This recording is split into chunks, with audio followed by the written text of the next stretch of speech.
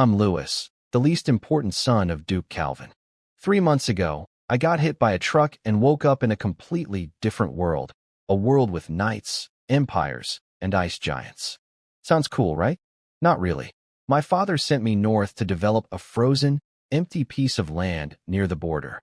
It's dangerous, cold, and nobody thinks I'll survive.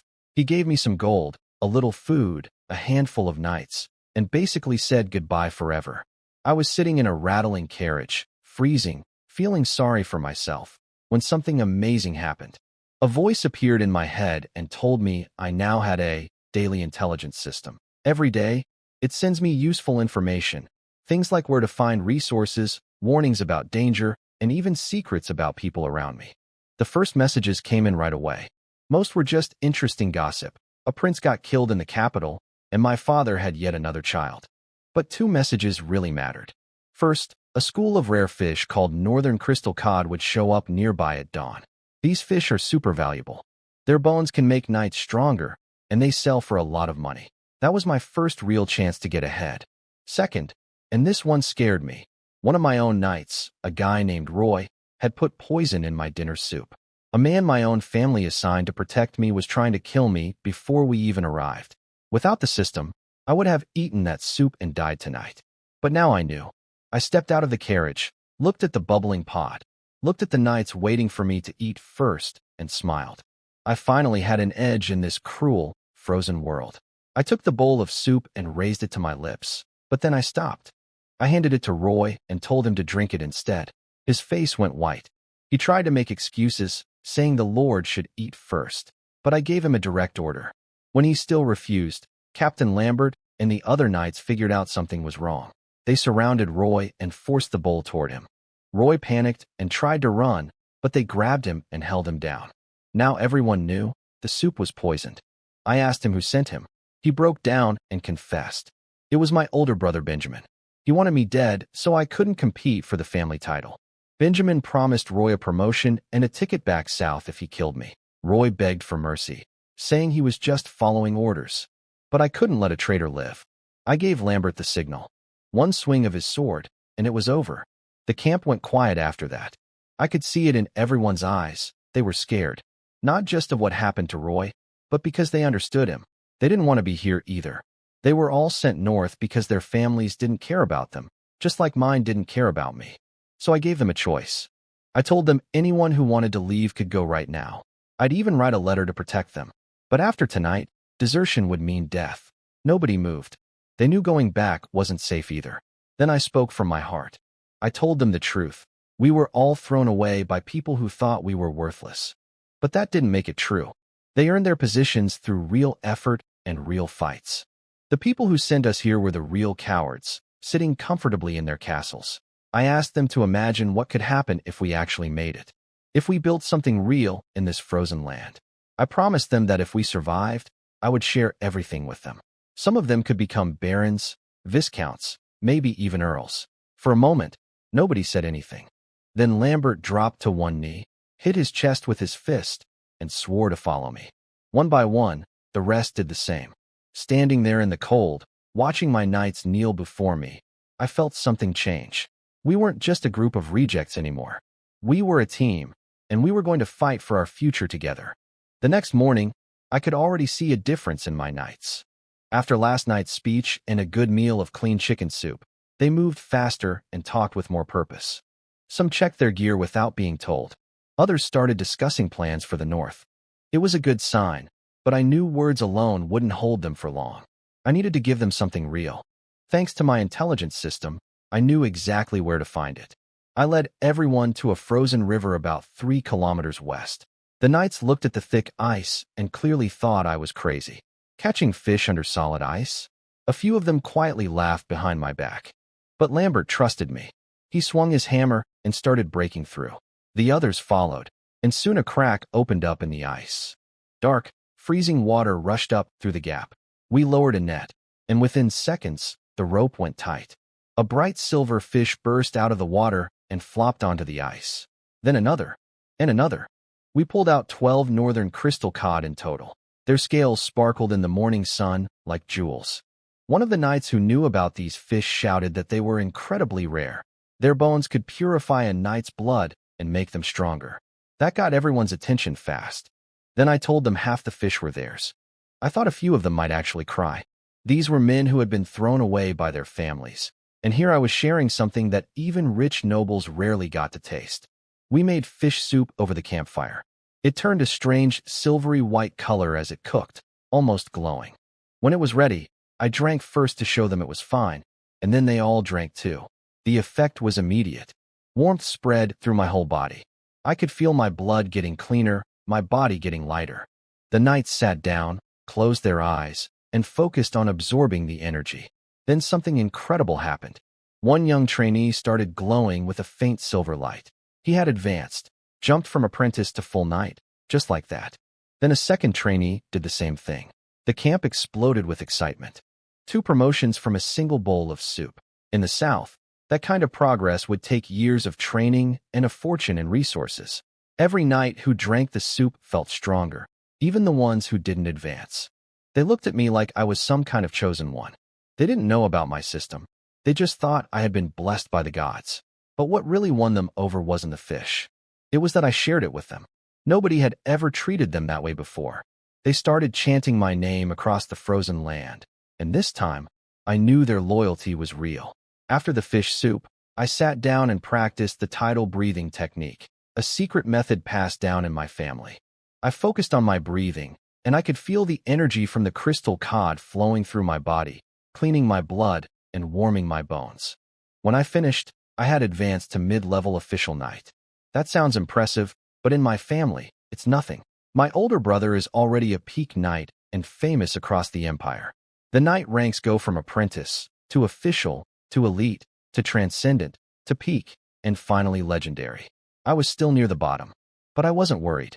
With my daily intelligence system, I knew more opportunities would come. When I opened my eyes, the knights cheered for me again. That felt good. Their loyalty was solid now, at least for the moment. I asked Lambert how far we were from Frosthalberd City, the capital of the northern province. About 200 kilometers. Normally that would take 5 or 6 days, but I ordered everyone to push harder and get there in 3. With their morale so high, I knew they could do it. The reason I was in such a rush? My system had given me 3 new pieces of intelligence. First, in 3 days, a young man named Ware would show up at the city's black market as a slave. He had the potential to become a top-tier knight. That kind of talent was incredibly rare. Top-tier knights were the backbone of kingdoms. I couldn't let someone like that slip away. Second, an alchemy apprentice named Silco would also end up at the same black market. He had stolen a secret formula from the Golden Essence Guild and was hiding among the slaves to escape. Alchemists were like chemists in this world. They could turn cheap materials into valuable ones. Even my powerful family only had 3 of them. An apprentice would be a huge gain for me. My plan was simple: buy both of them at the slave market before anyone realized their true value. The third piece of news was that Duke Edmund, the governor of the north, was furious about all the useless noble sons being dumped in his territory. I couldn't blame him. The empire wanted strong young lords to secure the border, but every family just sent their worst. I was one of them, at least on paper. Edmund had sacrificed everything to stop a rebellion 2 years ago: his fortresses, his army, even his only son. And now, instead of real help, he was getting gamblers, lazy kids, and spoiled brats. His reports described the other noble sons arriving in the north, and none of them sounded impressive. My own file probably said the same kind of things. But that was fine with me. Let everyone underestimate me. While they saw a worthless 8th son, I had a system feeding me secrets every day and a group of loyal knights who believed in me. The lower their expectations, the bigger my advantage. We pushed hard and made it to Frostland City in 3 days. As we approached the gates, the guards noticed our group. Over 40 knights marching together with my family's crimson moon flag flying from the carriage. I stepped out, introduced myself as Lewis Calvin, and told them I was here to see Duke Edmund. The Calvin name still carried weight, even this far north. A middle-aged official came out quickly to lead us inside. The city itself was rough. The streets were wide but full of holes, covered in snow and mud. Most buildings were old stone and wood, some half-ruined. The people walking around looked either exhausted or empty, soldiers worn out from years of fighting, and common folk just trying to survive. It wasn't pretty, But considering all the wars and rebellions this place had been through, I was honestly surprised it was still standing at all. We were taken to the governor's office. No fancy decorations, just a desk, some old bookshelves, and a military flag on the wall. Behind the desk sat Duke Edmund. He had a deep scar running down his face, and his presence filled the room like a wall of stone. This man had fought real wars and lost his own son defending the North. He looked me over and wasn't impressed. He called me a mid-level knight with a mocking tone and compared me to my famous older brother. I didn't react. In this world, strength is everything, and I wasn't strong yet. No point getting upset about the truth. I skipped the small talk and handed him my royal documents. I was here to pick my territory. He spread a map across the desk.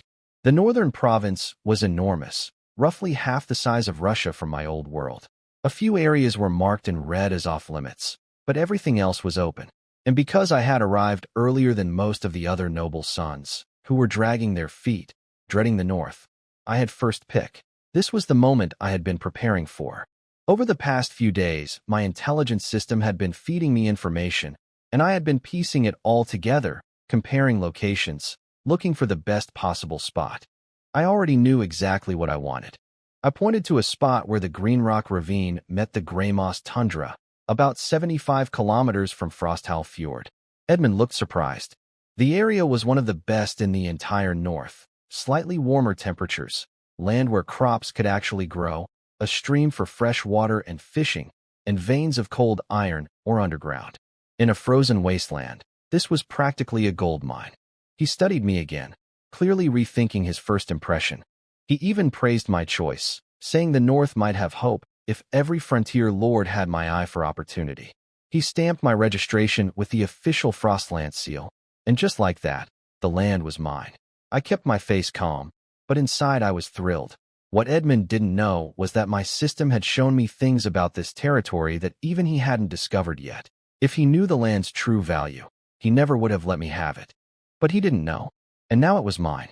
I claimed 300 square kilometers of northern land and named it Crimson Tide Territory, partly for my family's crimson crest and partly to remember the world I came from. To Duke Edmund, my land was just a slightly better patch of frozen ground. But thanks to my intelligence system, I knew it was so much more than that. The rivers had fish migrations every spring and autumn, a reliable food source. The land had geothermal springs, which was almost unheard of in the frozen north. Those springs warmed the soil enough to grow tough crops, and even created natural hot springs. While everyone else would be freezing, I could be soaking in warm water. Not bad at all. But the real treasure was underground. There was regular cold iron ore for making weapons, and at the edge of my territory, a hidden vein of something called magic marrow ore. It was like sulfur from my old world, a key ingredient for making explosives. I wasn't strong enough to mine or protect it yet, but someday I'd use it to change everything. Imagine, explosives against knights. The thought gave me chills. Before leaving Edmund's office, I had one more move to make. I had my knights bring in 2 chests. I opened the first one, 3 live northern crystal cod, their silver scales glowing in the firelight. Edmund's eyes went wide. Even he, the governor of the entire north, could barely get his hands on these fish. And his daughter was apparently close to a breakthrough as an elite knight. These fish could push her over the edge. I told him the first 3 were a gift. Then I opened the second chest, 3 more crystal cod. These ones were for trade. Edmund laughed and called me sly. He asked what I wanted. I told him straight, people, soldiers, craftsmen, knights, I needed all of them. We haggled back and forth. He wouldn't give me veterans, but he offered 120 new recruits, 30 craftsmen, and after some pushing, 10 apprentice knights and 3 full knights. Their loyalty would stay with the North, but they'd follow my orders. I shook his hand. It was a great deal. Way better than I expected, honestly. Edmund was tough, but fair. As I was leaving, he reminded me to visit the slave market and buy some workers. He even sent an official with me to make sure the merchants wouldn't cheat me. I thanked him and headed out. The slave market was already part of my plan. 2 very important people were waiting there. Weir, the future top-tier knight, and Silco, the runaway alchemy apprentice. I had the land, the people, and the resources lined up. Now it was time to go collect my hidden treasures. I headed to the eastern market of Frosthowl City. The place was rough, wooden stalls covered with cloth, the smell of animal hides and roasted meat in the cold air. It used to be a small trading spot, but after the Empire's expansion order, merchants had flooded in to make money off the new frontier lords. At the far end was the slave market. It was technically illegal, but up here in the north, nobody cared. Rows of people stood behind wooden fences, thin, pale, dressed in rags. Most kept their heads down like they'd given up on life.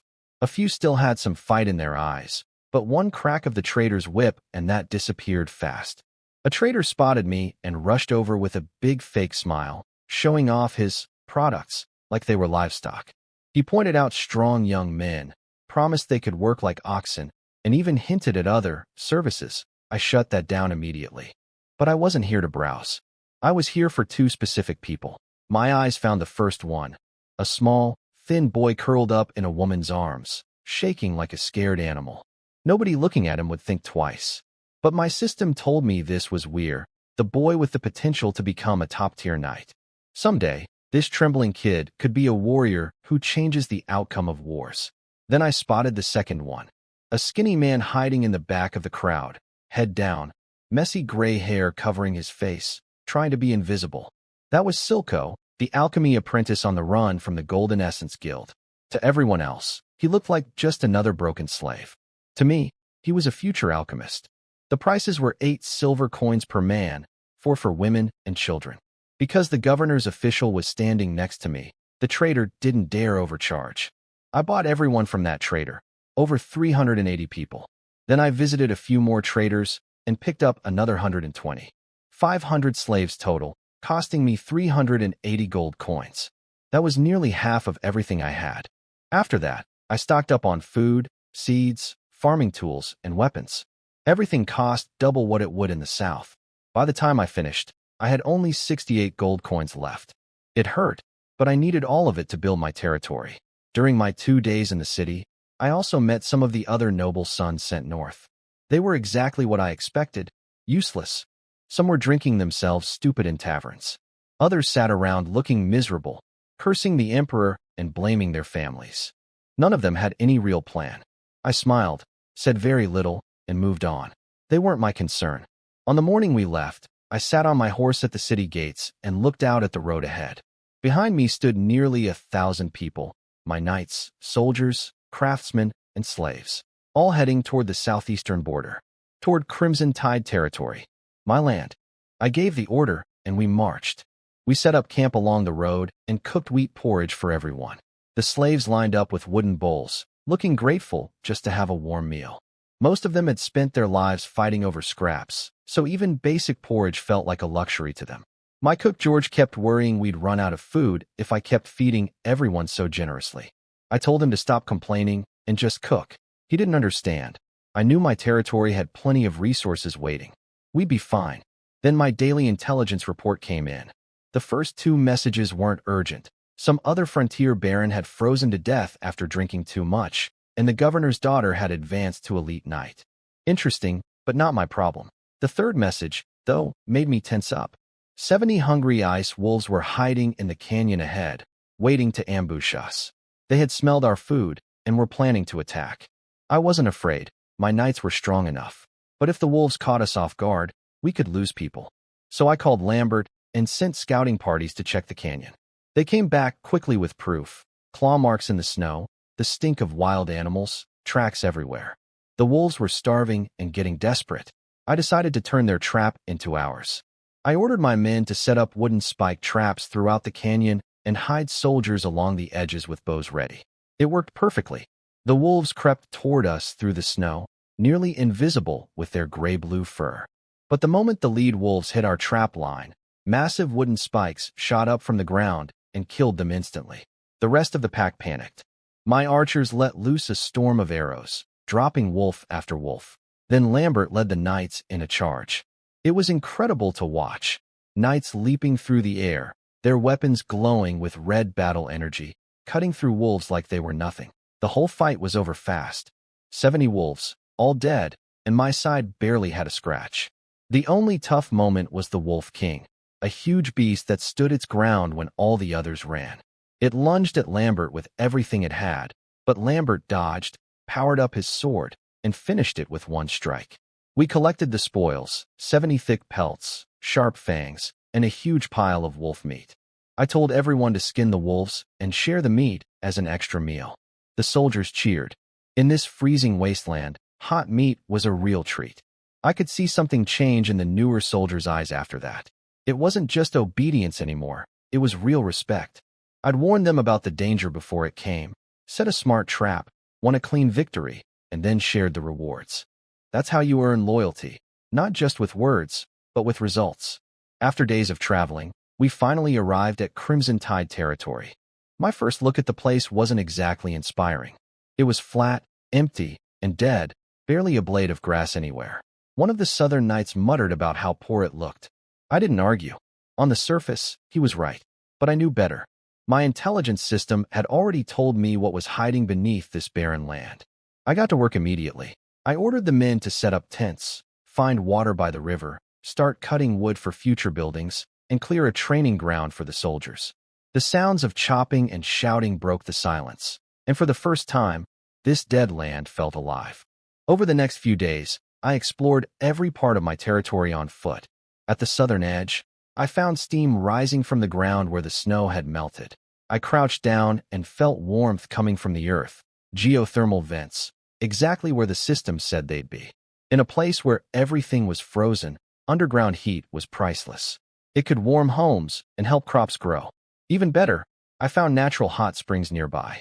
I decided right then to build my manor next to them. While other frontier lords freeze in their tents, I'll be soaking in warm water. Not bad for an exiled lord. Next, I checked the river. The ice was starting to crack, and there were already a few birds catching small fish. It wasn't much yet, but my system told me this river would be full of fish once spring hit, a steady food supply for everyone. Then my scouts came back with even more good news. They found cold iron ore in the northwestern mountains, and deeper inside, a mineral that glowed dark red, magic essence, ore. Lambert nearly lost his mind when he heard that.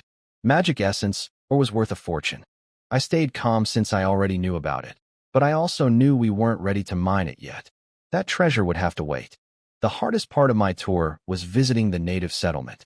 It was awful. Muddy, rotten-smelling ground. Crooked shacks that looked ready to collapse.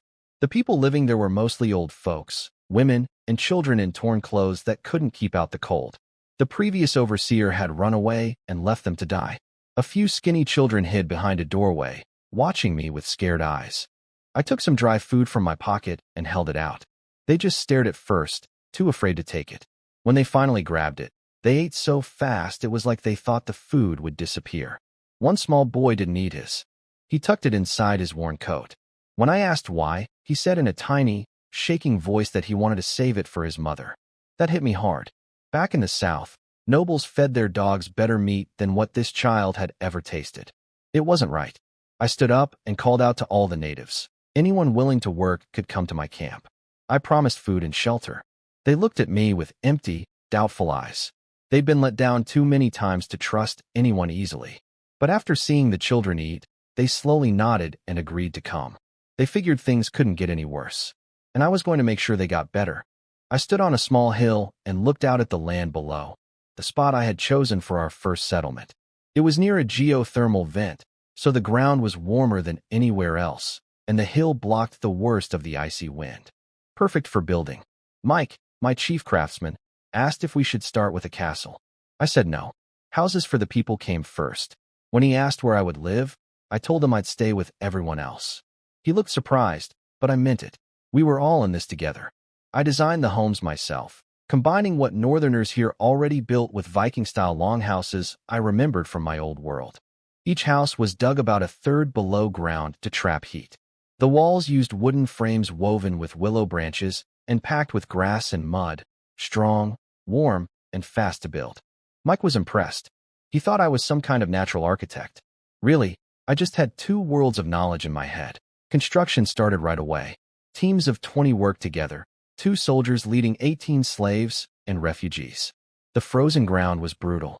Every hit of the shovel sent a jolt through your arms. I made a point of grabbing a shovel myself at different work sites. I'd dig for about 10 minutes, chat with the workers, then move on to the next group. I wasn't trying to do their job. I wanted them to see that I wasn't above them. When even the Lord is sweating in the dirt, nobody has an excuse to complain. I kept things simple as I walked around. That frame looks solid. Pack the mud thicker, or you'll feel the cold tonight. Almost done? I'll send hot soup over. Small things, but they mattered. Morale went up everywhere I went. In just a few days, the first group of houses was finished. They looked like small hills poking out of the snow, roofs covered in thick grass and mud, blending right into the landscape. Simple on the outside, but warm and dry inside. For the frozen north, these were some of the best homes anyone could ask for. With the settlement taking shape, I decided it was time for something bigger, a celebration. I needed to win people's hearts, not just feed their stomachs. That night, we lit a huge bonfire on the open ground. Nearly 1,000 people gathered around it. Former slaves, northern natives, wanderers we'd picked up along the way, soldiers, and knights. Different backgrounds, but all of them now belonged to Crimson Tide territory. I stood on a large stone in front of the fire and spoke to them. I told them this celebration was to honor our first homes, that this land was now theirs, and they were its true masters. Nobody cheered. They just stared at me, confused. The word, masters, didn't mean anything to people who had only ever been told to work and obey. Some of them probably thought the celebration was actually some kind of punishment ceremony. That's how broken their trust was. I expected that reaction. Words alone wouldn't change anything. So I moved to the next part, rewards. I had Silco, my new steward. Yes, the alchemy apprentice I bought at the slave market, read out a list of names. These were the hardest workers and most loyal people from the past few days. But when their names were called, they didn't step forward proudly. They flinched. They trembled. Some tried to kneel and beg for mercy. In their experience, being singled out by a lord meant punishment or death. They had no idea what was actually coming. The slaves whose names were called stepped forward, shaking with fear. They had no idea what was coming. I kept it simple. I told them they had worked hard to help build our territory, and now they would get what they deserved. Then I took their slave contracts from Silco and threw them into the bonfire. From today, you are no longer slaves. You are free people. For a second, nobody breathed. Then the place erupted. People screamed, cried, and fell to the ground. One man with a weathered face dropped to his knees and slammed his forehead against the frozen earth so hard it bled. He called me a savior. A young woman covered her face and sobbed. An old man raised his trembling hands like he was praying. Freedom. For people who had been treated as property their entire lives, that single word meant everything. The slaves who hadn't been called watched with wide eyes, full of regret that they hadn't worked harder. So I gave them something even bigger, a promise. I announced that every month, more than 10 slaves who contributed to the territory would earn their freedom. Work hard, and anyone could become free. Anyone could even own their own land someday. That broke them completely. One by one, they dropped to their knees, shouting, "Great Master," over and over until it became a thundering chorus that echoed across the night sky. These were people who had been numb and broken for years, and now they were alive again. All because someone gave them hope. Even my knights looked stunned. A few of the younger ones seemed confused by how much power a simple promise could have. Standing up on that stone, I felt the weight of it. In my heart, I knew slavery was wrong and needed to end. But I couldn't free everyone at once. That would cause chaos. A reward system made more sense. Free people gradually, keep everyone motivated, and let the territory grow at the same time. The truth was, free citizens and slaves in my territory wouldn't live that differently. Everyone's harvest went into a shared pool that I managed. But having 2 levels gave people something to strive for. Then I turned to my soldiers and knights. I opened several wooden chests filled with thick leather armor and warm boots. In the north, where everyone was cold and poor, good gear was worth more than gold. Soldiers rushed forward, grabbing their new equipment with huge grins. Real leather armor, these boots, the best in the north. They couldn't believe it. Many of them had been patrolling in worn-out boots with frozen feet. Now they had proper gear. I had bought it all in Frostland City ahead of time, knowing from my system exactly what they needed most. After the gifts came the feast. Roasted game animals, golden and dripping with juices, were brought out. Everyone got a piece, even the lowest slaves. Some people cried just from tasting real meat for the first time in years. Music started. A nomad played a bone flute. Women danced around the bonfire. Soldiers laughed and competed to see who could dance the worst. Children ran around in groups, just being kids for once. I watched it all from the highest rock. The dancing, the laughter, the crying. These people had put their hope in me. Every single one of them was counting on me to keep them alive and build something worth living for on this frozen land. I wasn't going to let them down. I put Silco, or Hilco, as he called himself, to work right away. I told him to survey every single person in the territory and find out what they were good at. He wasn't happy about it. He grumbled and complained, but he did the job. What Silco didn't know was that I already knew everything about him. My intelligence system had told me his real story the day I bought him. He was an alchemy apprentice from the Golden Core Guild in the Jade Federation. He'd been hired by some shady figure to steal a secret formula from his mentor. The job went wrong. He had to take the whole document because it was too complicated to memorize. His mentor noticed it was missing, and a bounty went out for his head. Silco panicked, disguised himself as a slave, and tried to escape north with a group of slave traders. But the traders were rough. Every time he caused trouble, they whipped him until he gave up and just acted like a regular slave. Eventually, he ended up at the black market in Frostland City, where I bought him. He thought he'd been sold into another nightmare. But when I found out he could read and do math, I freed him and made him my steward. I could tell he was confused by me, a nobleman who shared food with slaves and burned their contracts. He once muttered that I seemed more like a priest than a lord. I knew he was secretly planning to run away. In his mind, he was a future master alchemist, not some bookkeeper for a border lord in the middle of nowhere. But I wasn't worried. There was nowhere to go out here, and he was too useful to lose. When he finally dropped the finished survey on my desk, he looked half dead from exhaustion. But the work was excellent. The handwriting wasn't perfect, but everything was organized clearly. Names, skills, ages, even notes about who could barely hold a hoe and which children were good at hunting. He had real talent for this kind of work. I decided to keep pretending I didn't know his secret. If I confronted him, he might shut down or try harder to escape.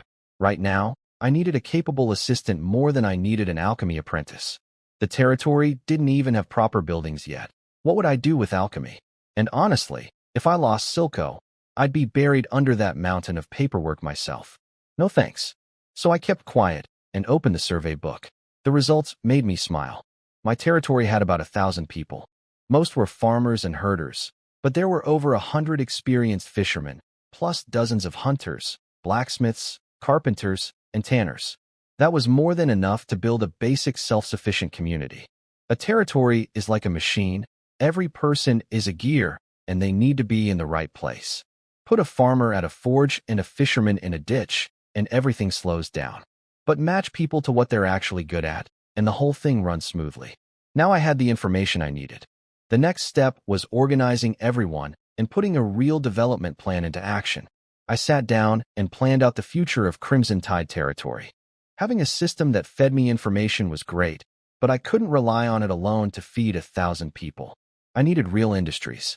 I called Silco over and started giving orders. First, fishing. I sent 100 fishermen to the river to build a temporary dock and prepare boats. There weren't many fish yet, but once the water warmed up, huge schools would swim upstream to spawn. That catch would become one of our biggest food sources. Down the road, I wanted to set up fish farms too, breed cold water fish instead of depending only on wild ones. Second, farming.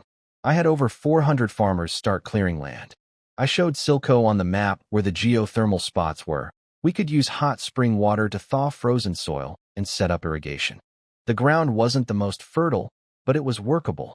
I chose rye and potatoes as our first crops since they could handle the cold. For livestock, we barely had anything. A few cattle, sheep, and reindeer. I planned to send people to Frostland City to buy more animals and build a proper livestock area. Third, hunting and security. I had 50+ hunters patrol the forest edges while they hunted. They'd keep watch for monsters and any suspicious outsiders. Fourth, craftsmanship. Leatherworkers would make winter clothes. Blacksmiths would forge farming tools. Carpenters would keep building houses. I wanted them all in one workshop, training apprentices and working together as a real production chain. Silco scribbled everything down, barely keeping up. I could tell his opinion of me was changing. He'd started out thinking I was just a soft-hearted nobleman. But now he was seeing someone who actually knew how to run things. The territory came alive after that.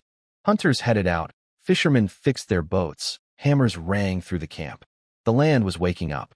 When spring came, most of the north was still frozen. But not our fields. A week earlier, I had ordered people to channel hot spring water into the farmland to melt the ice in the soil. It worked beautifully. The ground turned soft and warm, something northern farmers had never seen in early spring. People couldn't believe it. They knelt down and touched the soil, amazed. Planting crops this early in the north was unheard of. I knew the hot spring water was only a short-term fix. It was salty, and using it too much would eventually ruin the soil. Someday we'd need greenhouses. But for now, it gave us a head start nobody else had. My farm manager was a quiet man named Mick. He'd been just another slave, easy to overlook. But my intelligence system had flagged him as someone with exceptional farming talent, an instinctive understanding of soil, crops, and weather. When I freed him and gave him the job, he couldn't even speak. He just went straight to work. On planting day, Mick tested the soil and confirmed everything was ready. Hundreds of farmers pushed their plows into the ground and were shocked at how soft it was. Some even felt warmth rising from the earth. We spread a special fertilizer I had ordered made earlier, a mix of animal and human manure, straw, fish guts, and crushed gravel powder. It smelled terrible. Eyes watered, noses burned. But nobody complained. They all knew this stuff would make the difference between a good harvest and starvation. Mick told me we could start planting in 4 days. Everything was on track. I left the fields, not because of the smell, but because my daily intelligence system had just updated with 3 new pieces of information that needed my attention right away. My daily intelligence gave me 3 solid pieces of information this time. First, the chieftain of the Cold Moon tribe, a powerful barbarian group that had been raiding the Empire's northern lands for years, had been poisoned and died. His tribe was falling into civil war. That could shake up the whole region, but I was too small to do anything about it right now. All I could do was build my strength and be ready when the storm came. Second, there was a pack of ice wolves at Blue Cliff Rift, and most of them were pups. This was huge. Adult Arctic wolves were nearly impossible to tame, but pups raised from a young age could become loyal war animals. I was pretty sure these were the orphaned cubs of the wolf pack we'd killed on our way here. If I could capture them, Crimson Tide territory would have its own wolf riders someday. Third, a merchant named Jack would be selling cranberry seeds at Frostland City in 4 days. Hidden among them would be a dozen Frostblood crimson berries, an incredibly rare mutant berry filled with magic energy that could strengthen a knight's bloodline. If I could grow these on a large scale, they'd become the most valuable crop in my entire territory. The problem was, Frostland City was too far for me to reach in time. So I sent Lambert and 2 elite knights ahead on fast horses with orders to get there early and buy every seed Jack had before anyone else could. While I was at it, I wrote a letter home to my father asking for money. I doubted the cold old Duke would care, but it was worth trying. Even a little gold could speed up our development. I sealed it and gave it to Lambert to deliver through our family's trade network. The next morning, I led a group of hunters and knights to Blue Cliff Rift to get those wolf pups. My lead hunter, AG, had sent scouts the night before. They confirmed the adult wolves had lost their leader and the pack was fighting among itself. Only a few old females and about 20 pups remained, hiding in rocky caves. Perfect timing. We split into 2 teams. The first team, knights on horseback, dragged fresh deer meat and blood near the cave entrance to lure the adult wolves out. It worked. 5 big wolves came charging after the bait. The knights led them far from the den, then turned and cut them down in minutes. These were trained fighters with battle energy. The wolves didn't stand a chance. While that was happening, I led the second team into the cave. We lit torches and crept inside. The smell was strong, pure wild animal. Deep in the back, we found them. About 20 wolf pups huddled together, white as snow, shaking with fear. Some of the braver ones tried to growl at us, but they were so small it was more cute than scary. We placed meat coated with calming herbs in front of them. A few hungry pups gave in first, then the rest followed, pushing each other to get their share. Within 2 minutes, the herbs kicked in. The pups got drowsy and wobbly. I told my hunters to be gentle. These weren't just animals. They were the future war wolves of Crimson Tide territory. We needed them healthy and trusting. This was a long game. Tame them right, and someday they'd be one of our greatest weapons. We brought the wolf pups back to camp and placed them in a wooden enclosure I'd had prepared, spacious, with dry grass on the floor and soft nests made of animal hide to make them feel safe. Even so, the pups were scared. They curled up, bared their tiny teeth, and watched us with wide, suspicious eyes. One pup stood out immediately. He was bigger than the rest, with long limbs and a proud look that never wavered. While the others whimpered and hid, this one stood tall and stared right at us without flinching. AEG confirmed what I was already thinking. This was the Wolf King's pup. I named him Lungfeng. I asked AG how we should tame them, partly because I wanted his opinion, partly because I was testing him. My system had already told me he was a natural beast tamer, and I wanted to see it for myself. He didn't disappoint. He laid out a clear plan. Build trust through feeding, establish dominance when they guard food or resist, and most importantly, tame Lungfeng first. In a wolf pack, hierarchy is everything. If the strongest pup accepts me as master, the rest will follow. Then he said something bold. He told me I should tame Lungfeng personally. The other hunters looked shocked, but I liked his honesty. I promoted him on the spot to head of all beast taming in the territory. The old man dropped to one knee, barely able to contain his excitement. Just months ago, he'd been a homeless wanderer nearly freezing to death. Now he had a real purpose. While AEG started working with the pups, I had other things moving too. Lambert and his 2 knights made it to Frostland City ahead of schedule and found the seed merchant Jack, a small-time southern trader who had come north hoping to get rich. Before Jack could even set up his stall properly, Lambert rode up and bought his entire stock for 5 gold coins. Jack was thrilled. He had no idea he'd just sold a dozen frostblood crimsonberry seeds mixed in with ordinary cranberries. Those berries alone could be worth thousands of gold coins. If he ever found out, he'd probably cry. But that was his problem, not mine. Lambert also delivered my letter home to my family's trade office in the city, asking my father for money. I still wasn't sure the old Duke would send anything, but it was worth the attempt. Back at the territory, spring planting was in full swing. I rode through the fields watching hundreds of farmers work the warm, fertilized soil. Everywhere I went, they paused and bowed, not out of fear like in most noble territories, but out of genuine respect. The former slaves looked at me with something extra in their eyes. Hope. They wanted to be noticed. They wanted their chance at freedom. I noticed it all, but kept my feelings to myself.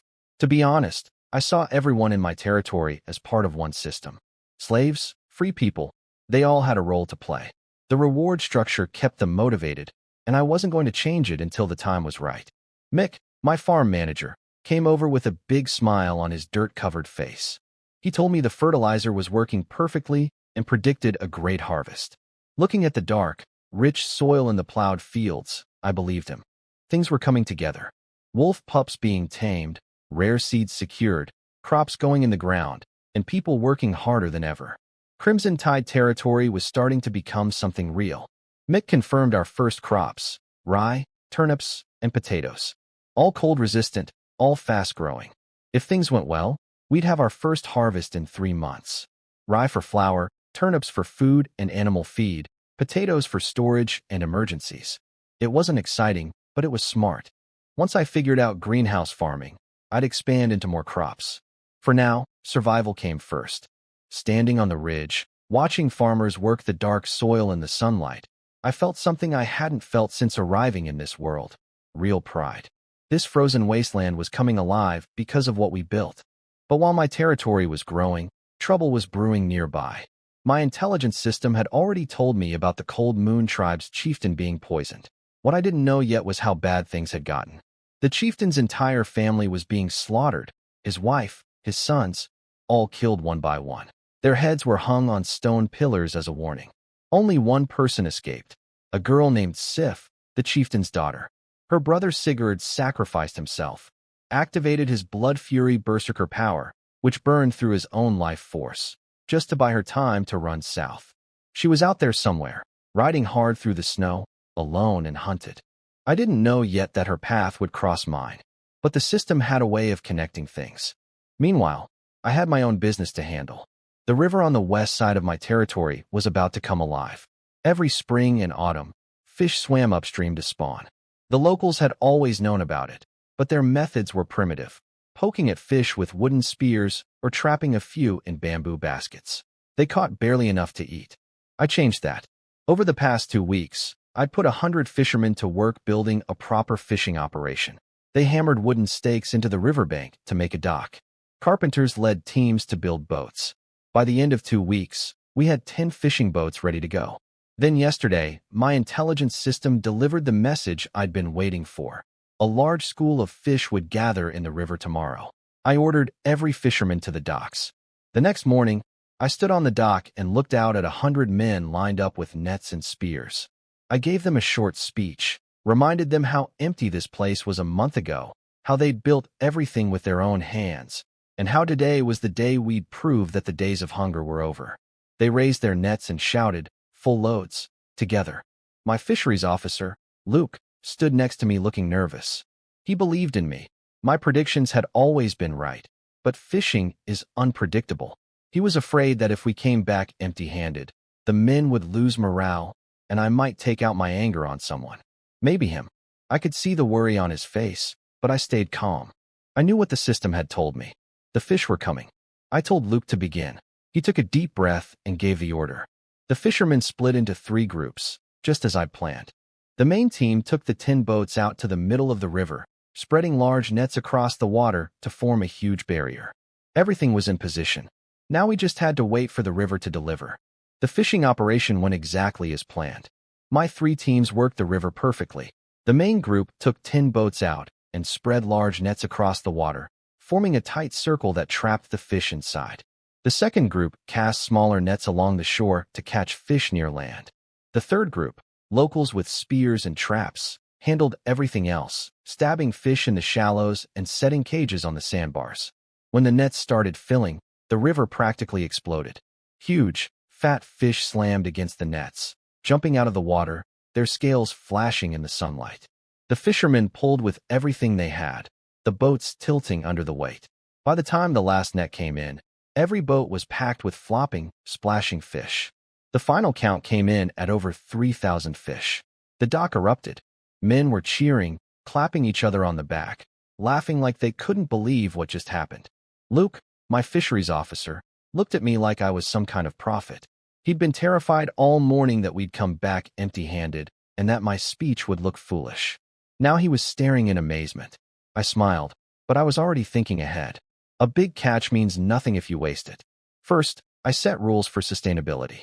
All nets had to have larger holes so young fish could escape and grow. I limited fishing to certain hours each day and declared 1 day per week as a rest day. No fishing at all. I'd seen what overfishing could do in my old world. I wasn't going to drain this river dry for 1 good season. I also started planning fish farms. I wanted to select the best fish as breeding stock and raise them in controlled waters. Wild fishing was great, but depending entirely on nature was risky. A proper fish farm would give us a reliable supply no matter what. Looking at the mountain of fish piled up on the dock, I thought about what to do with all of it. We'd been in Crimson Tide territory for almost a month now. That felt worth celebrating, not just the catch, but everything we'd accomplished. When I arrived, this was a dead, empty land with broken people. Now we had houses, farms, boats, and a real community. The fishermen, craftsmen, and soldiers all deserved recognition. I decided to hold a feast. We'd use some of the fish for the celebration, but the rest had to be preserved. 3,000 fish could feed 1,000 people for days, but winter would come again, and we'd need stored food when the river froze over.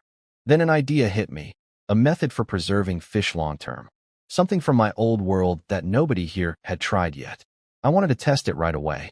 In the evening, the sunset bathes red tide territory in warm light. Near the hot springs, a smoking shed has several fish hanging on wooden racks.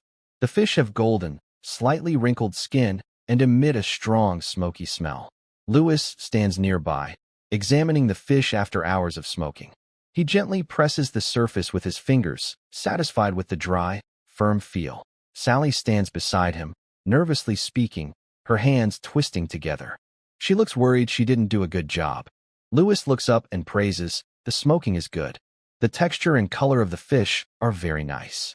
Sally breathes a sigh of relief and shows a small, nervous smile. "It's all thanks to your method. Without your guidance, We couldn't have done it. You're skilled with your hands, Lewis says casually, tearing off a piece of fish and putting it in his mouth. Although the fish meat is dry and tough, the rich smoky aroma slowly spreads in the mouth when chewing, and the taste is quite good. Hiriko, standing nearby with crossed arms, yawned tiredly, with dark circles almost falling off his face. It's not that Lewis forced him, but who else in the territory can read and write besides them? So he could only reluctantly work a long schedule. Today, to comfort him, Lewis brought him here to eat fish. Hey, try this. Lewis casually handed over a smoked fish. Hiriko's tired eyes showed a hint of interest, and he took a bite. It tastes better than I expected. This is Sally's hard work, Lewis praised. Hearing her name, Sally suddenly became a bit nervous and quickly waved her hands. No, I just followed your instructions to smoke the fish. I don't really know how to do this. Lewis listened quietly to Sally, but his gaze stayed on the smoked fish. The Red Tide territory is located in the cold northern region, where food resources are limited.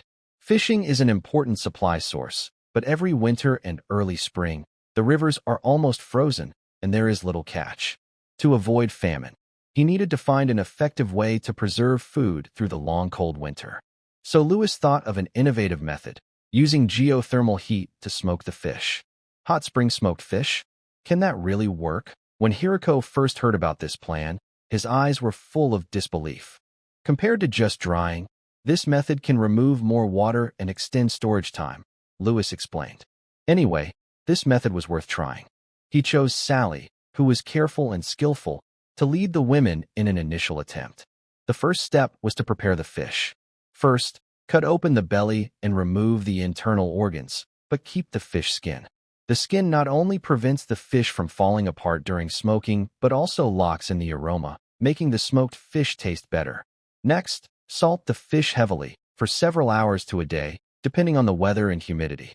This helps remove the fishy smell, enhance freshness, and remove some water content, preparing for the next step.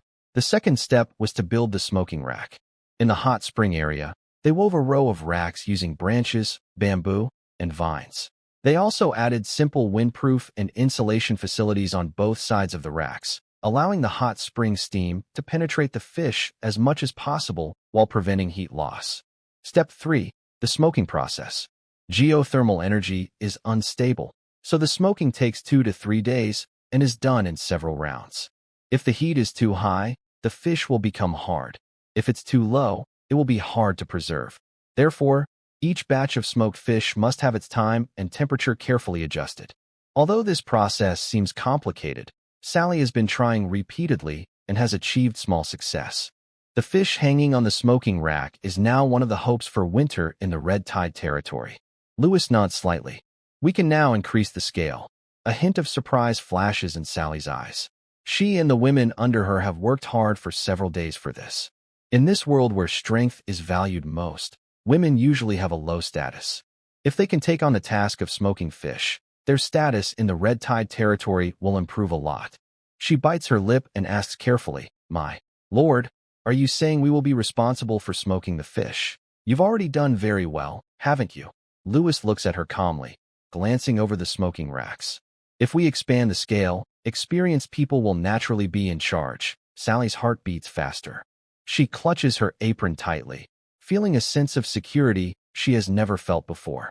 "Thank you, my lord." She almost instinctively bows, her voice trembling slightly. Lewis smiles.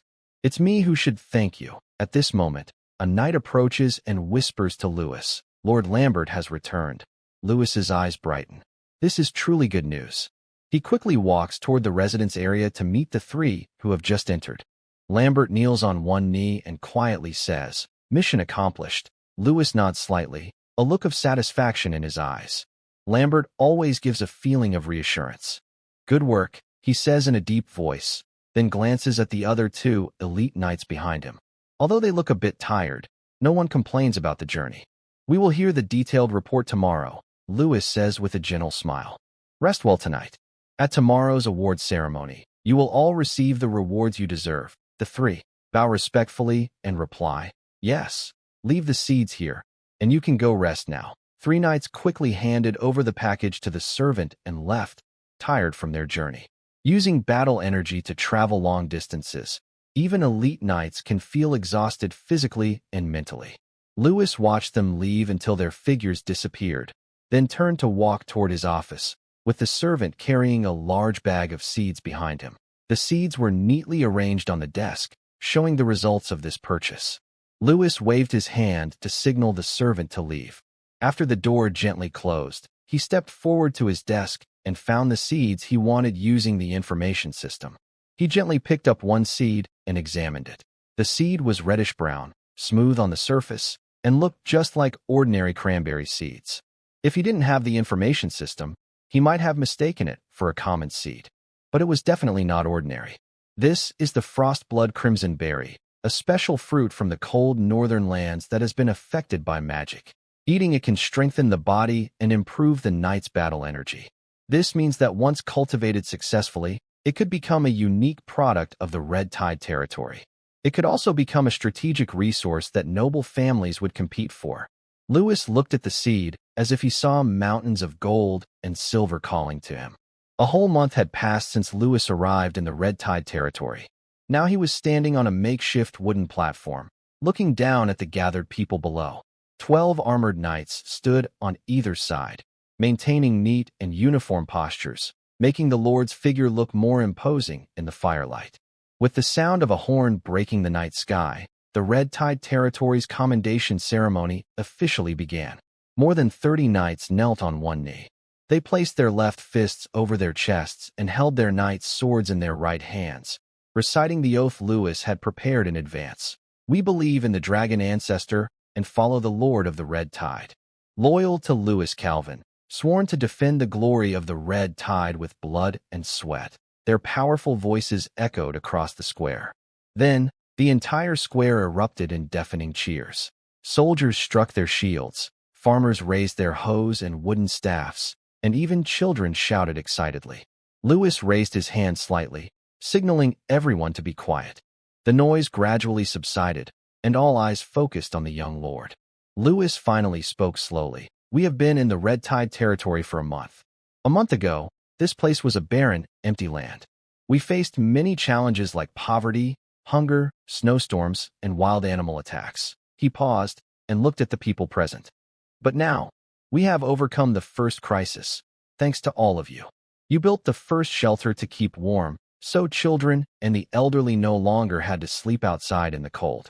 You caught the first fish from the river, filling the stomachs of your brothers and sisters. You cleared the first farmland, planted the first seeds, giving hope to this poor land. All of this is because of you, Lewis said passionately. Your hard work has made this frozen land come alive. Most people in the crowd clenched their fists and their eyes filled with tears from excitement. They had never heard a lord give credit to common people before. It was lucky enough not to be whipped in the past.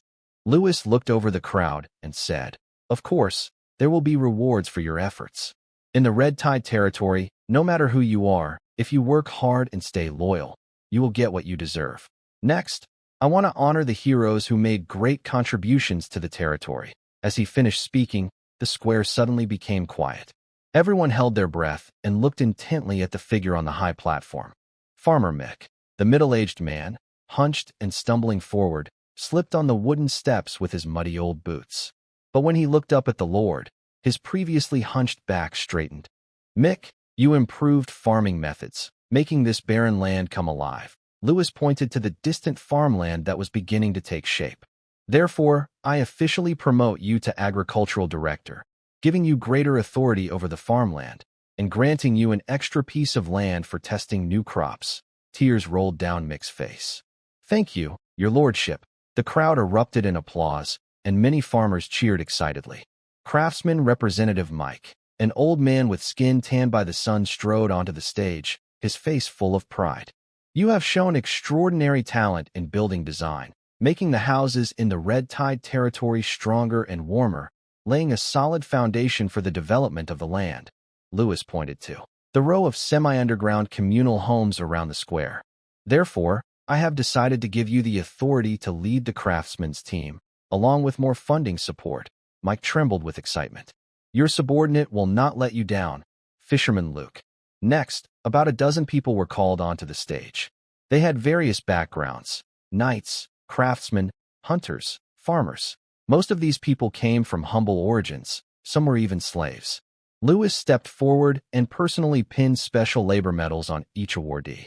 Due to limited resources, it was just a wooden medal carefully carved by a carpenter. However, the recipients held the medals carefully, afraid they might drop them. After the awards, Lewis shouted to the crowd, "These people have contributed their sweat and blood to the prosperity of the Red Tide territory. Let's give them a round of applause." Clap, clap, clap. Thunderous applause suddenly erupted, echoing throughout the square. The awardees straightened their backs, tears of excitement in their eyes. The medals on their chests reflected bright light under the bonfire.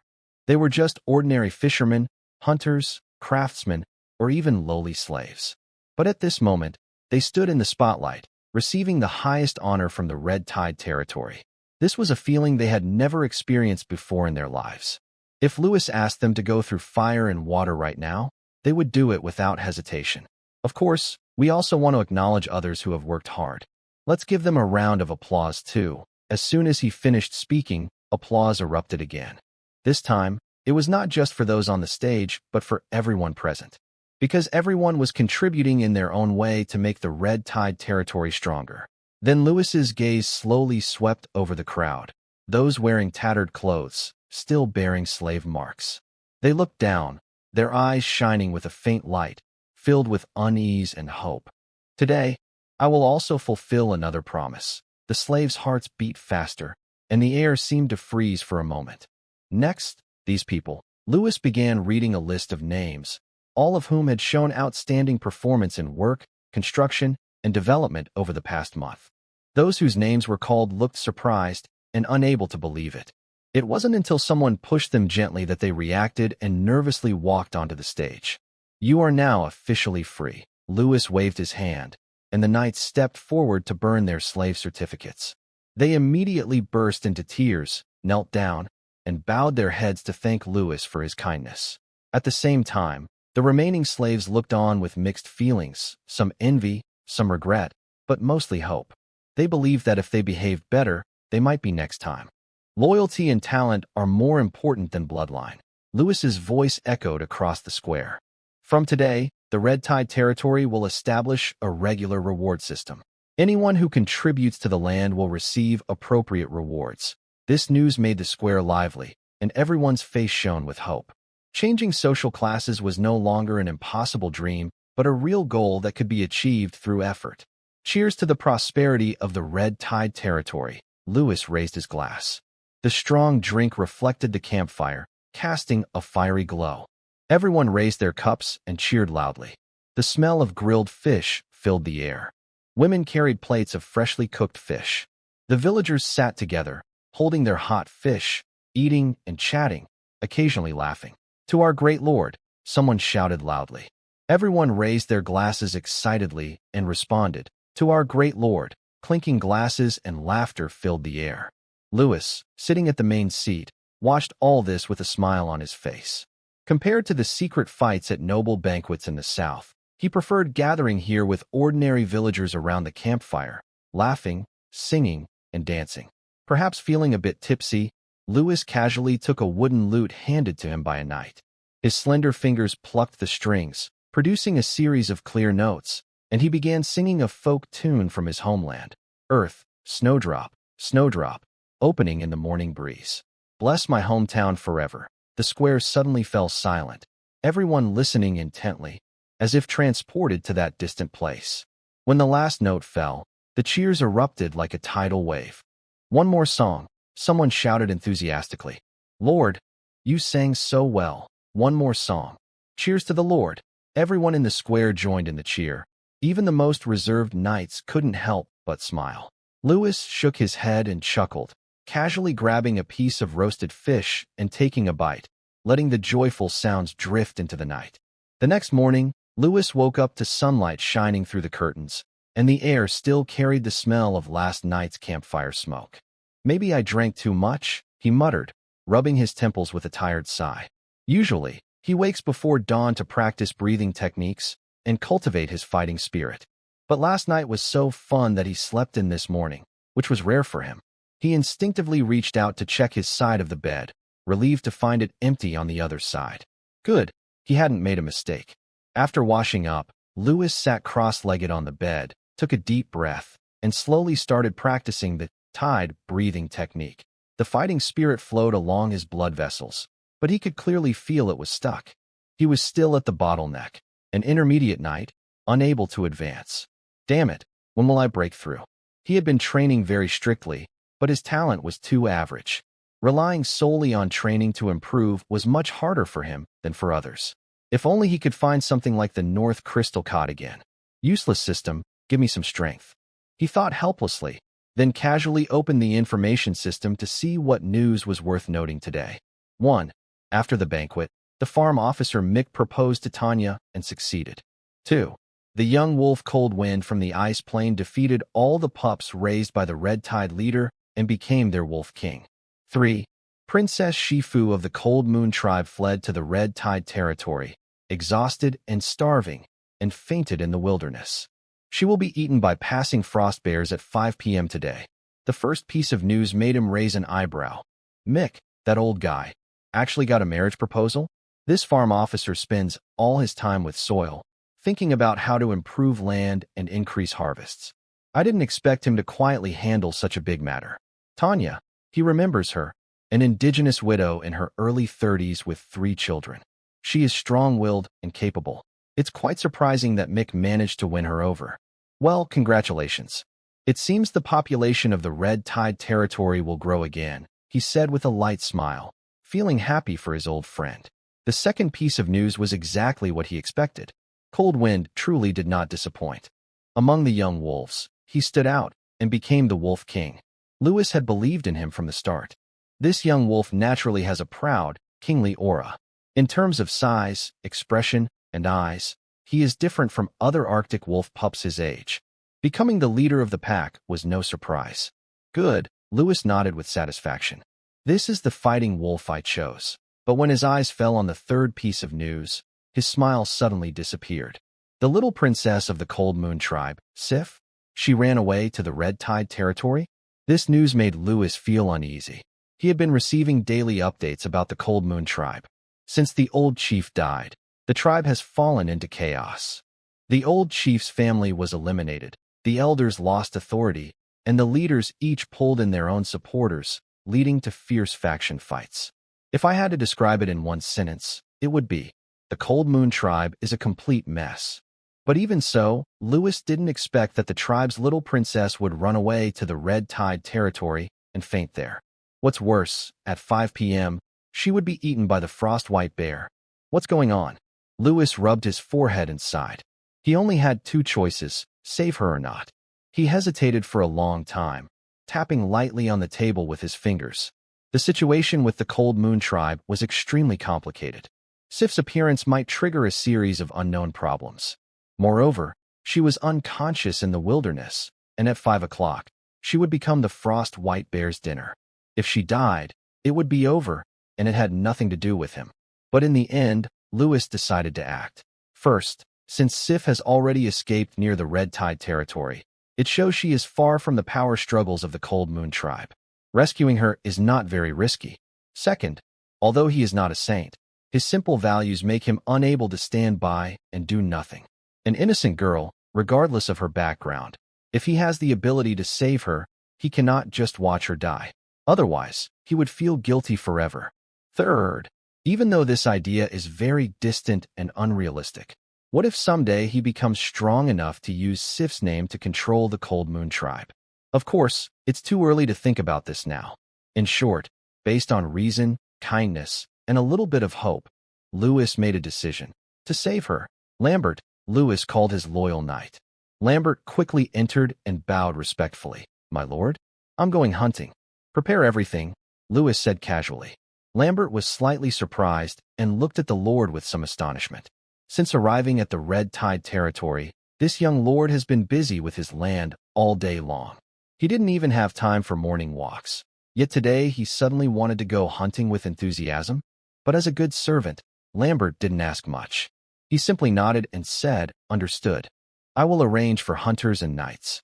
Although spring had arrived in the north, the cold wind was still biting. Sif's hands clenched the reins tightly, her fingertips numb. The horse beneath her was panting heavily, its hooves stumbling, and the sweat on its body was quickly turning to frost in the cold night. Almost. Faster. Behind her, the flames of the Cold Moon tribe's fire burned brightly, a result of her brother's sacrifice of his life. She couldn't turn back, couldn't stop. Run south, never come back. Sigurd's angry shout still echoed in her mind, like a nail hammered deep into her soul. Sigurd was dead, her father, mother, and siblings all perished, and she was left alive, a lost soul wandering in this world with no home. No destination, only fleeing southward. Food was long gone. Sif could only drink from the river and survive on bark and a few wild fruits. A few days later, the warhorse finally grew tired and collapsed with a loud neigh. Sif also tumbled off the horse and fell heavily to the ground. She wanted to stand up, but she couldn't even move her fingers. Her consciousness gradually faded, and Sigurd's face appeared in her mind. "Sorry, brother. I can't go on." Her vision blurred, and Sif's awareness sank into darkness. A large group of red-tide soldiers was moving north. The hunters looked focused, and the knights were alert, watching all around, each eager to do well in the hunt. After all, this hunt was personally led by the Lord himself. Lewis, wrapped in a thick wolf fur cloak, rode his horse slowly and steadily. On the barren land, there were a series of scattered animal tracks. An experienced hunter immediately crouched down to examine them and whispered, "My lord, there are signs of rabbits nearby, and more than one." Lewis nodded gently, drew his short bow from his waist, nocked an arrow, and squinted ahead.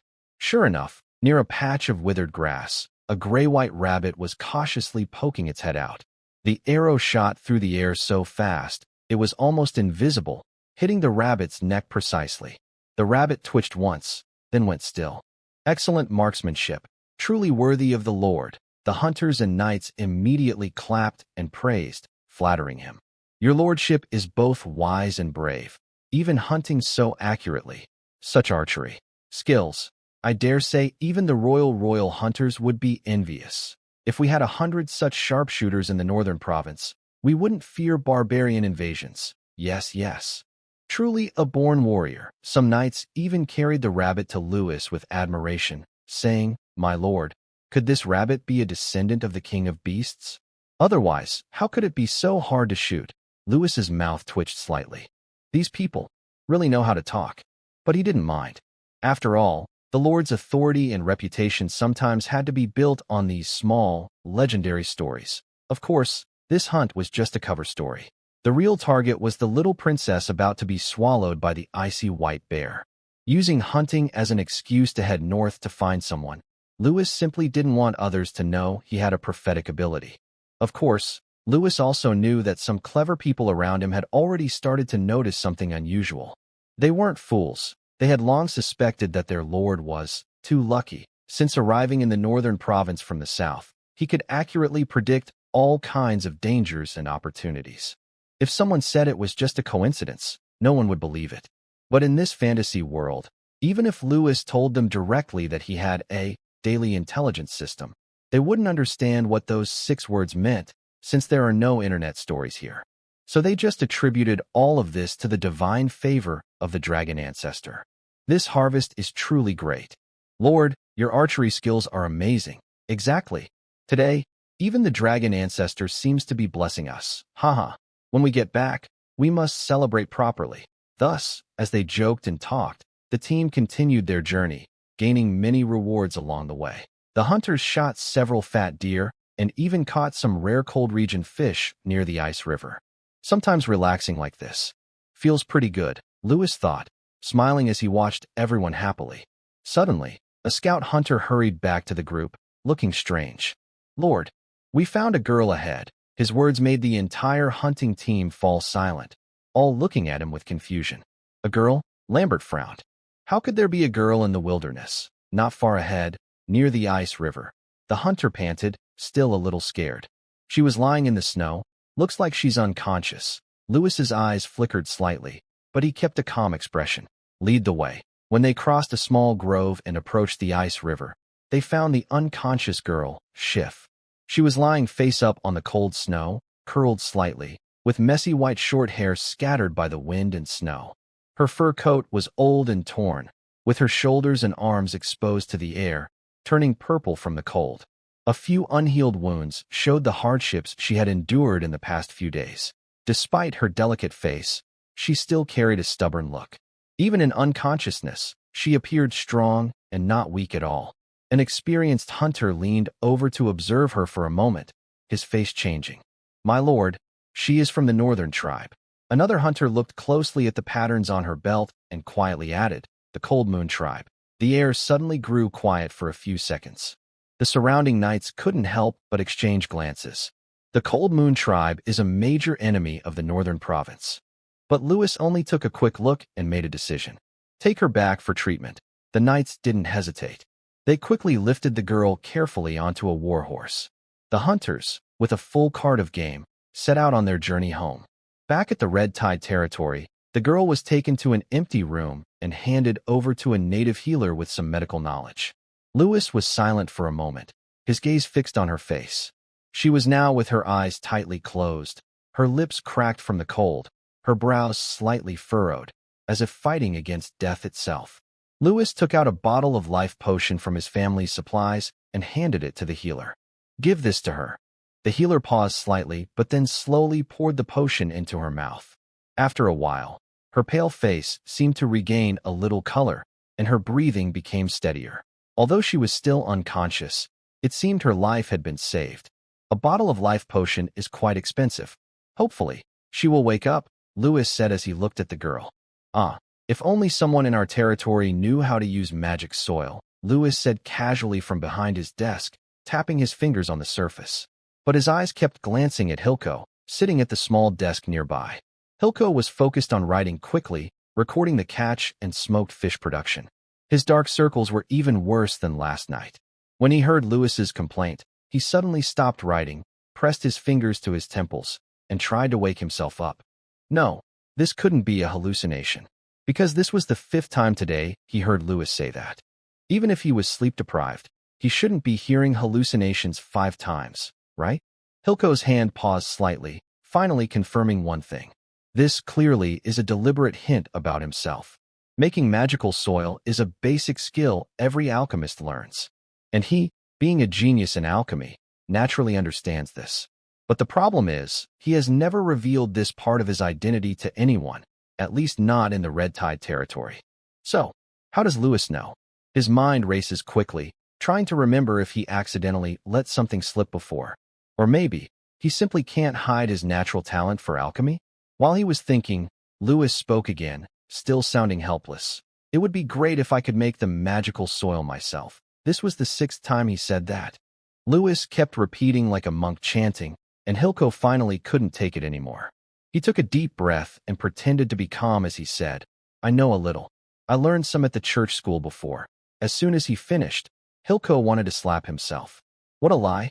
How could the church school teach how to make magical soil? But Lewis seemed to believe this explanation completely, even showing a look of sudden realization. He asked with interest, "Oh, is that so? Can you help me then?" Inside the office, the atmosphere fell into a tense silence. Does he really believe it? Hilko subtly glanced at Lewis. From his expression, it didn't look like he was fooled. Instead, it seemed like he was finally admitting the truth, eagerly waiting for Hilko to prepare the magical soil. Hilko. Of course, Lewis knew about Hilko's identity as an apprentice alchemist. Plants like frost blood crimson berries must grow in highly acidic soil. Only then can they absorb nutrients efficiently, making the fruit full, bright red, and better at boosting combat energy. If the soil is neutral or alkaline, nutrients get locked in, causing poor plant growth, yellowing leaves, or even no fruit at all. But the problem is, how to prepare acidic soil. Lewis only has a rough idea and doesn't know the exact ratios or methods. However, he knew who could do it. Hilko, the guy hiding his apprentice alchemist identity. Lewis wanted to wait for Hilko to speak first, but the situation was urgent, and the frost blood crimson berries couldn't be delayed. Unfortunately, today he had to reveal himself. Silence spread between the two, and the fire in the fireplace crackled.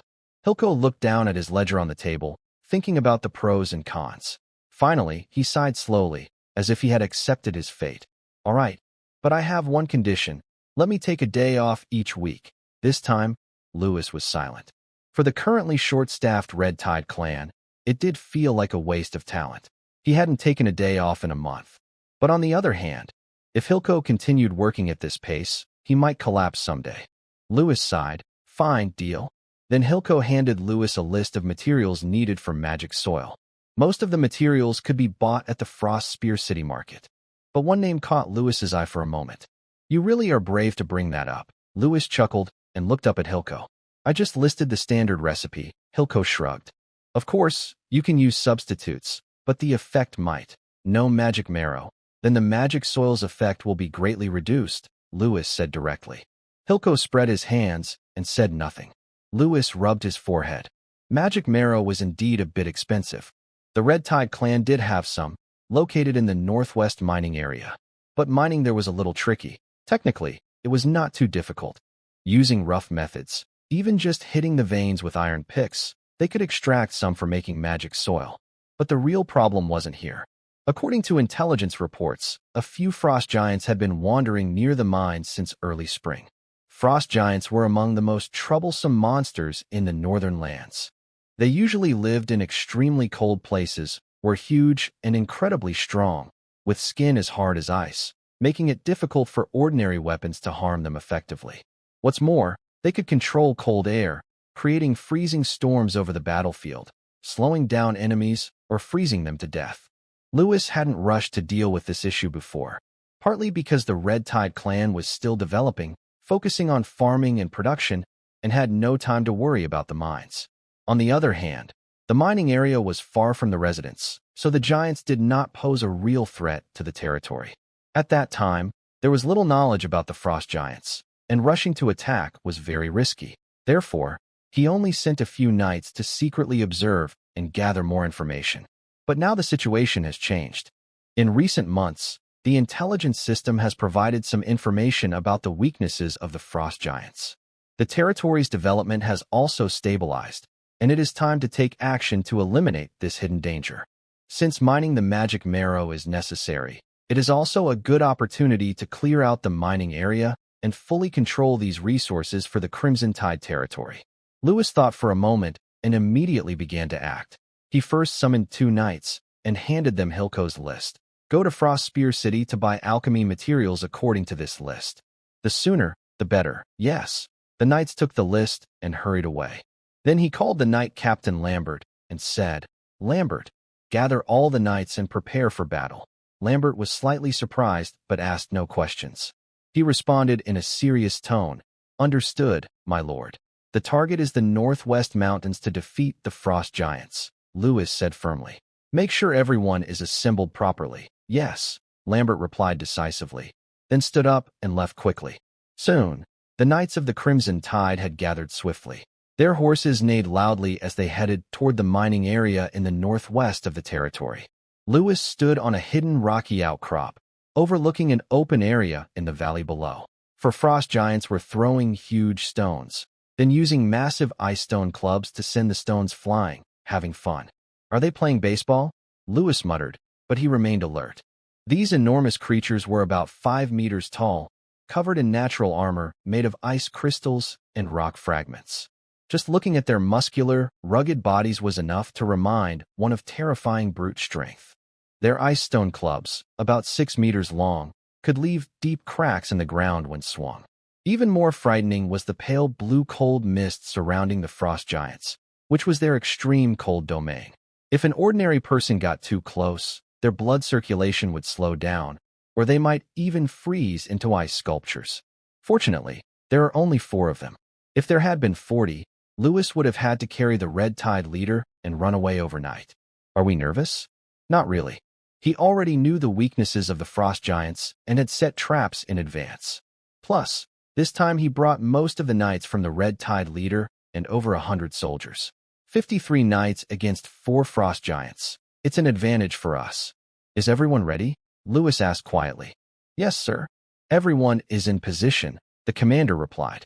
Good, Lewis nodded slightly. Follow the plan. Let these big guys taste our tactics. He slowly raised his right hand, fingers together. "Move out!" The commander waved the large flag, and the knights hiding in different places moved at the same time. A sharp arrow shot across the sky, trailing flames in a red trail, hitting the frost giants. Startled by the sudden attack, the four giants paused, then roared loudly. They stomped the ground with their huge feet and angrily headed toward the flames. "Separate them," Lambert shouted. The knights split into four groups, attacking the giants from different directions, using long spears to provoke them. Each attack hit the giants' most sensitive spots: knees, faces, between fingers, and underarms. The giants roared, swinging ice rock clubs to crush these tiny enemies. But the knights were prepared. They quickly retreated, using the terrain and speed to delay the giants and guide them into the trap areas. After a few minutes, the four giants were completely separated and entered different trap zones. The waiting trap team suddenly threw out heavy rope nets. The heavy ropes wrapped tightly around the giants' legs. The giants' steps slowed. They struggled to tear free from the bindings. Hidden knights on the sides quickly rushed forward, stabbing their sharp spears or swords into the weak joints behind the giants' knees. The spears pierced their cold flesh. Here, the ice armor was the thinnest. Each strike made the giants roar loudly in pain, staggering back in agony.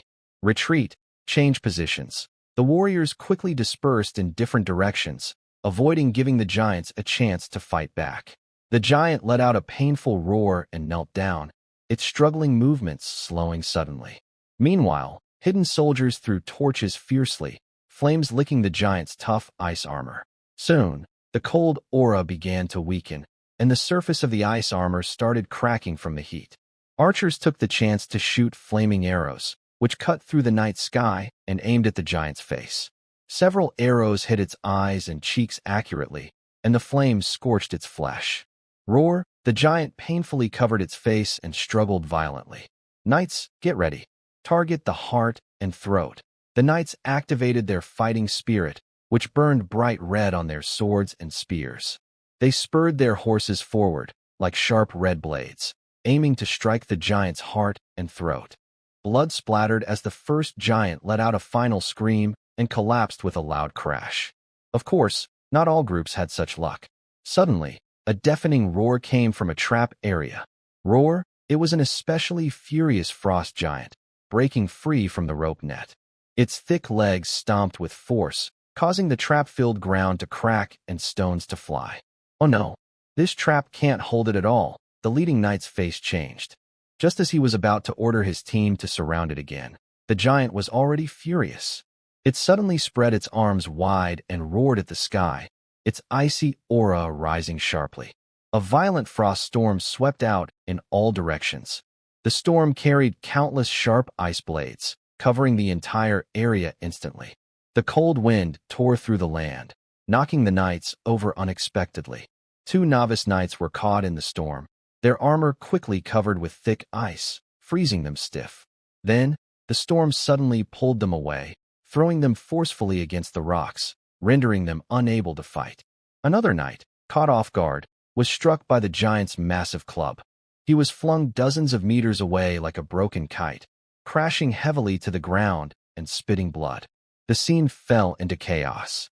But just as the frost giant prepared to swing its club again, a streak of red fighting spirit suddenly cut through the snowstorm, directly striking the giant's wrist. The blazing sword energy tore a long wound across the giant's cold iron muscles, causing deep blue blood to spray out and freeze into ice crystals on the snow. "Cut its leg," Lambert shouted angrily, raising his great sword high, infused with strong fighting spirit, aiming straight at the giant's knee. Two elite knights followed closely, forming a triangle attack formation, rushing toward the giant. "Charge!" Lambert's great sword struck down hard, targeting the joint behind the giant's knee. This strike embedded deeply into the icy armor, slicing through tendons. The giant's massive body trembled violently, almost kneeling. Another elite knight leapt up, his sword burning with fiery fighting spirit, stabbing fiercely into the giant's ribs. The last knight swung forcefully at the giant's ankle, trying to completely throw off its balance. The three strikes hit simultaneously. The giant, overwhelmed by pain, roared loudly, tearing the sky with its cry, and tried to swing its club again to fight back. "Stop it!" Lambert shouted angrily, stomping hard on the ground to leap again. He swung his great sword in a reverse slash, accurately cutting at the giant's wrist joint. A clear cracking sound was heard. The giant's grip on the club suddenly loosened. The huge ice rock club slipped from its fingers and crashed heavily onto the ground, sending a shower of ice shards into the air. Now, the knights behind raised their spears high. With a deafening roar, all their weapons pierced into the giant's vital points at the same time. Puff, puff, puff, puff. Ice-cold blood splattered, staining the snow. The enraged giant could no longer hold on. Its enormous body collapsed with a thunderous crash, completely lifeless. The corpse of the frost giant lay sprawled on the ground, its massive body lifeless, with a strong smell of blood in the air. Soldiers hurriedly tidied up the battlefield, while the knights tended to their comrades' injuries. Fortunately, they were well prepared, and casualties were not serious. Most people only suffered minor frostbite or cuts, which could be treated with the ointments and bandages they carried. A few doctors worked nearby, bandaging wounds and applying warm medicine to prevent the cold from spreading. However, one knight, who had been knocked flying by the furious frost giant, was in very serious condition. His face was pale, blood dripped from the corner of his mouth, his armor was shattered by the giant, and his chest was deeply sunken. It is clear that his ribs are broken, and his internal organs are likely badly injured. Although he is still breathing faintly, it is uncertain whether he can survive. The doctor kneels beside him, looking serious. His injuries are too severe. Normal treatment can't save him. The surrounding knights look worried. This is their comrade. They had fought side by side just moments ago, and now he lies here barely alive. We can't let him die. Everyone looks up and sees Lewis standing nearby. He slowly takes out a deep green crystal bottle from his coat, and the liquid inside emits a faint glow. This is a very rare life potion, which can quickly heal wounds and even save someone close to death. Even nobles value this potion highly. They only use it when absolutely necessary. Lewis doesn't say much. He kneels on one knee and carefully pours the potion into the injured man's mouth. As the potion enters, a miracle begins. His weak breathing gradually steadies, and a hint of color returns to his pale cheeks. His sunken chest slowly rises and falls. Broken bones start to heal, and torn internal organs begin to recover. His nearly stopped heartbeat regains strength. Life returns to this dying knight. His life is no longer in danger. The doctor breathes a sigh of relief. But how much he can recover depends on his fate. The knights watch this scene with complex expressions. They look at Lewis with admiration. They didn't expect him to use such a precious potion on a knight. Their loyalty to Lewis deepens. 111. Lord, Lambert whispers, you shouldn't waste such a potion on him. Lewis stands up and smiles calmly. He fought for me, for the Red Tide leader. Using it on him isn't a waste. His gaze sweeps over everyone present, and his voice is firm. I will not give up on those who serve me. For a moment, all the knights straighten their backs in silence. They lower their heads, clutch their chests, and respond with knightly salutes. No words are spoken, but their resolve is stronger than any vow. Actually, Lewis also feels sad about this potion. It was a life-saving potion his sister, who is both his biological sibling, secretly gave him before heading to the northern border. There are only 3 bottles in total. The first bottle was given to the unconscious chef. The second bottle was given to the severely injured knight. Now, he only has 1 bottle left. Thinking about this, he feels mixed emotions. It's not just sadness. This is life-saving medicine. If he keeps it for himself, it might save his own life in a critical moment. But he used it anyway, and he doesn't regret it. He saved Chef, and maybe someday, this little princess from the Cold Moon tribe will bring some value. He also saved the knight, showing the soldiers of the Red Tide that their leader won't abandon them easily, helping them stay united. Forget it, I'll keep the last bottle for myself. Lewis sighed softly, casually putting the empty bottle into his pocket. Next comes the reward ceremony. Lewis stands seriously in front of everyone, personally handing out awards to those who contributed as their leader. This time, we defeated 4 ice giants. Everyone has contributed. If it were another leader, they might not hold a ceremony like this, but I believe that effort should be rewarded. He pauses, looking at the expectant faces, and a slight twitch appears at the corner of his mouth. However, well, I think you all know, I am truly poor. The soldiers look at each other, then burst into laughter. Lewis shrugs helplessly. But since you've made achievements, you should get some benefits. As he speaks, cheers and applause erupt around the scene. The rewards are simple: fresh fish, game, grains, and a small amount of gold coins. Yet no one shows dissatisfaction. They all understand that Lewis has done enough. He is not a leader who only makes empty promises. He is willing to save his soldiers. He is willing, even when short on resources, to give rewards after their bloody battles.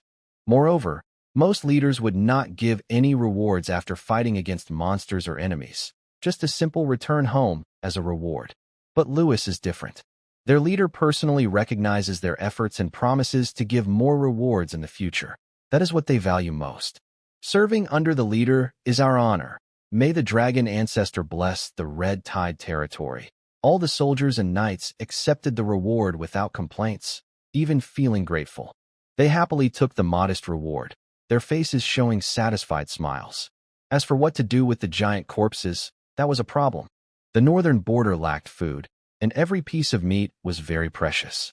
Usually, normal prey would be skinned, the meat taken, and then smoked or dried for preservation. But frost giants are humanoid creatures. Lewis looked at the huge bodies with some reluctance. Moreover, although the Red Tide territory had limited supplies, it was not to the point of needing to rely on such methods to fill their stomachs. Do not eat them. Bring all the bodies back for processing, he ordered decisively. The knights had no objections. Their lord always acted according to principles. However, abandoning the bodies seemed wasteful. After all, these frost giants' bodies contained a lot of cold energy, and even in death, their flesh was rich in special nutrients. Thinking of this, Lewis suddenly had an idea. Since we can't eat them, let's make good use of them. We can turn them into fertilizer. Fertilizer? Lambert was slightly surprised, then nodded thoughtfully. That was a good idea. The giant's blood and flesh were rich in magical elements. With proper processing, it could greatly improve the poor soil of the Red Tide territory. Take them back and give them to the farm steward, Mike, for processing. The soldiers then began clearing the battlefield, dragging the giant bodies onto simple wooden frames and slowly transporting them back to the territory. As the frost giants' bodies were taken away, the bloody smell on the battlefield gradually faded. But for Lewis, the real goal of this operation was just beginning: mining the magic marrow. Magic marrow, as a core material for explosive alchemy, was very rare. Even in the entire northern border, and throughout the Iron Blood Empire, such deposits were few and far between. Fortunately, these deposits were buried very deep, so they had not been discovered before. Otherwise, Lewis wouldn't have found them. And if it weren't for the daily intelligence reports, Lewis would never have been able to locate them. The knights guarded the perimeter, while a group of villagers, armed with iron picks, gloves, and simple protective gear, cautiously entered the mining area to begin mining carefully. Shovels of broken stones were dug up, accompanied by a crisp, clang sound. Finally, a corner of the deep purple crystal hidden beneath the mineral layer was revealed. It was a mineral that emitted a faint glow, radiating mysterious energy. Take a small sample first, and follow Hilco's advice to adjust the magic soil formula, Lewis ordered. Keep the rest sealed for now. He was not in a hurry to start large-scale mining. After all, this required skilled workers, reinforced tunnels, mining techniques, and alchemy refining, none of which could be easily handled. In a letter he sent to his father earlier, he specifically mentioned these needs. If his father was willing to send experts to help, that would be the best situation. Otherwise, Lewis would have to find experienced craftsmen from outside himself. Spring sunshine spilled over the farmland of the Crimson Tide territory, and a gentle breeze carried the fresh scent of new buds. Lewis stood on a high spot, looking down at the land that was gradually coming back to life. Just a few weeks ago, this was a barren field just planted. Now, the black wheat had sprouted, potato shoots peeked out of the ground, and the young turnip plants swayed gently in the wind. It looks like this year's harvest won't be too bad, he thought with a satisfied smile. Suddenly, hurried footsteps sounded from afar. Mick ran over quickly, looking a bit nervous. Although he had successfully proposed marriage, He had not yet formally reported to the Lord. As a former slave, Mick still harbored some fear of his master. Now that he was a free man, he still believed that major life decisions needed his master's approval. What if Lewis didn't agree? What if he disapproved? These thoughts swirled in Mick's mind, making his steps heavier than usual. But before he could speak, Lewis gave a gentle smile and said loudly, "Mick, congratulations on your successful proposal." Mick was stunned. He hadn't even spoken yet. How did the Lord know? Shock, fear, disbelief. Various emotions swirled in his heart. He even instinctively wanted to kneel. But a fair hand supported him.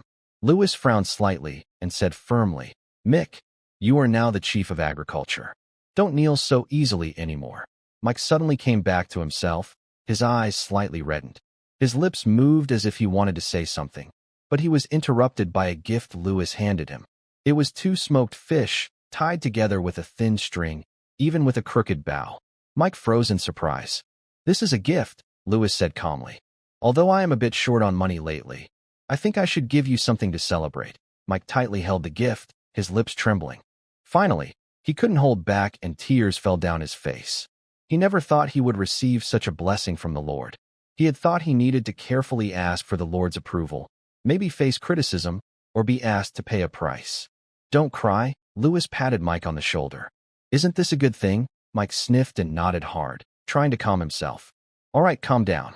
I have something important to talk to you about." Hearing this, Mike took a deep breath, wiped his tears, and stood straight. "Please, tell me what to do." Lewis slightly tilted his head, signaling him to look behind. Mike instinctively looked in that direction, then his eyes widened suddenly, and he gasped. For huge bodies lay by the farmland. Their broken bodies were cut into many pieces, frost-covered skin beginning to melt, revealing dark blue flesh. Such big bodies. Mike swallowed hard, struggling to find his voice after a long moment. "Don't be stunned. I want you to turn these bodies into fertilizer," Lewis said with a smile. Fertilizer?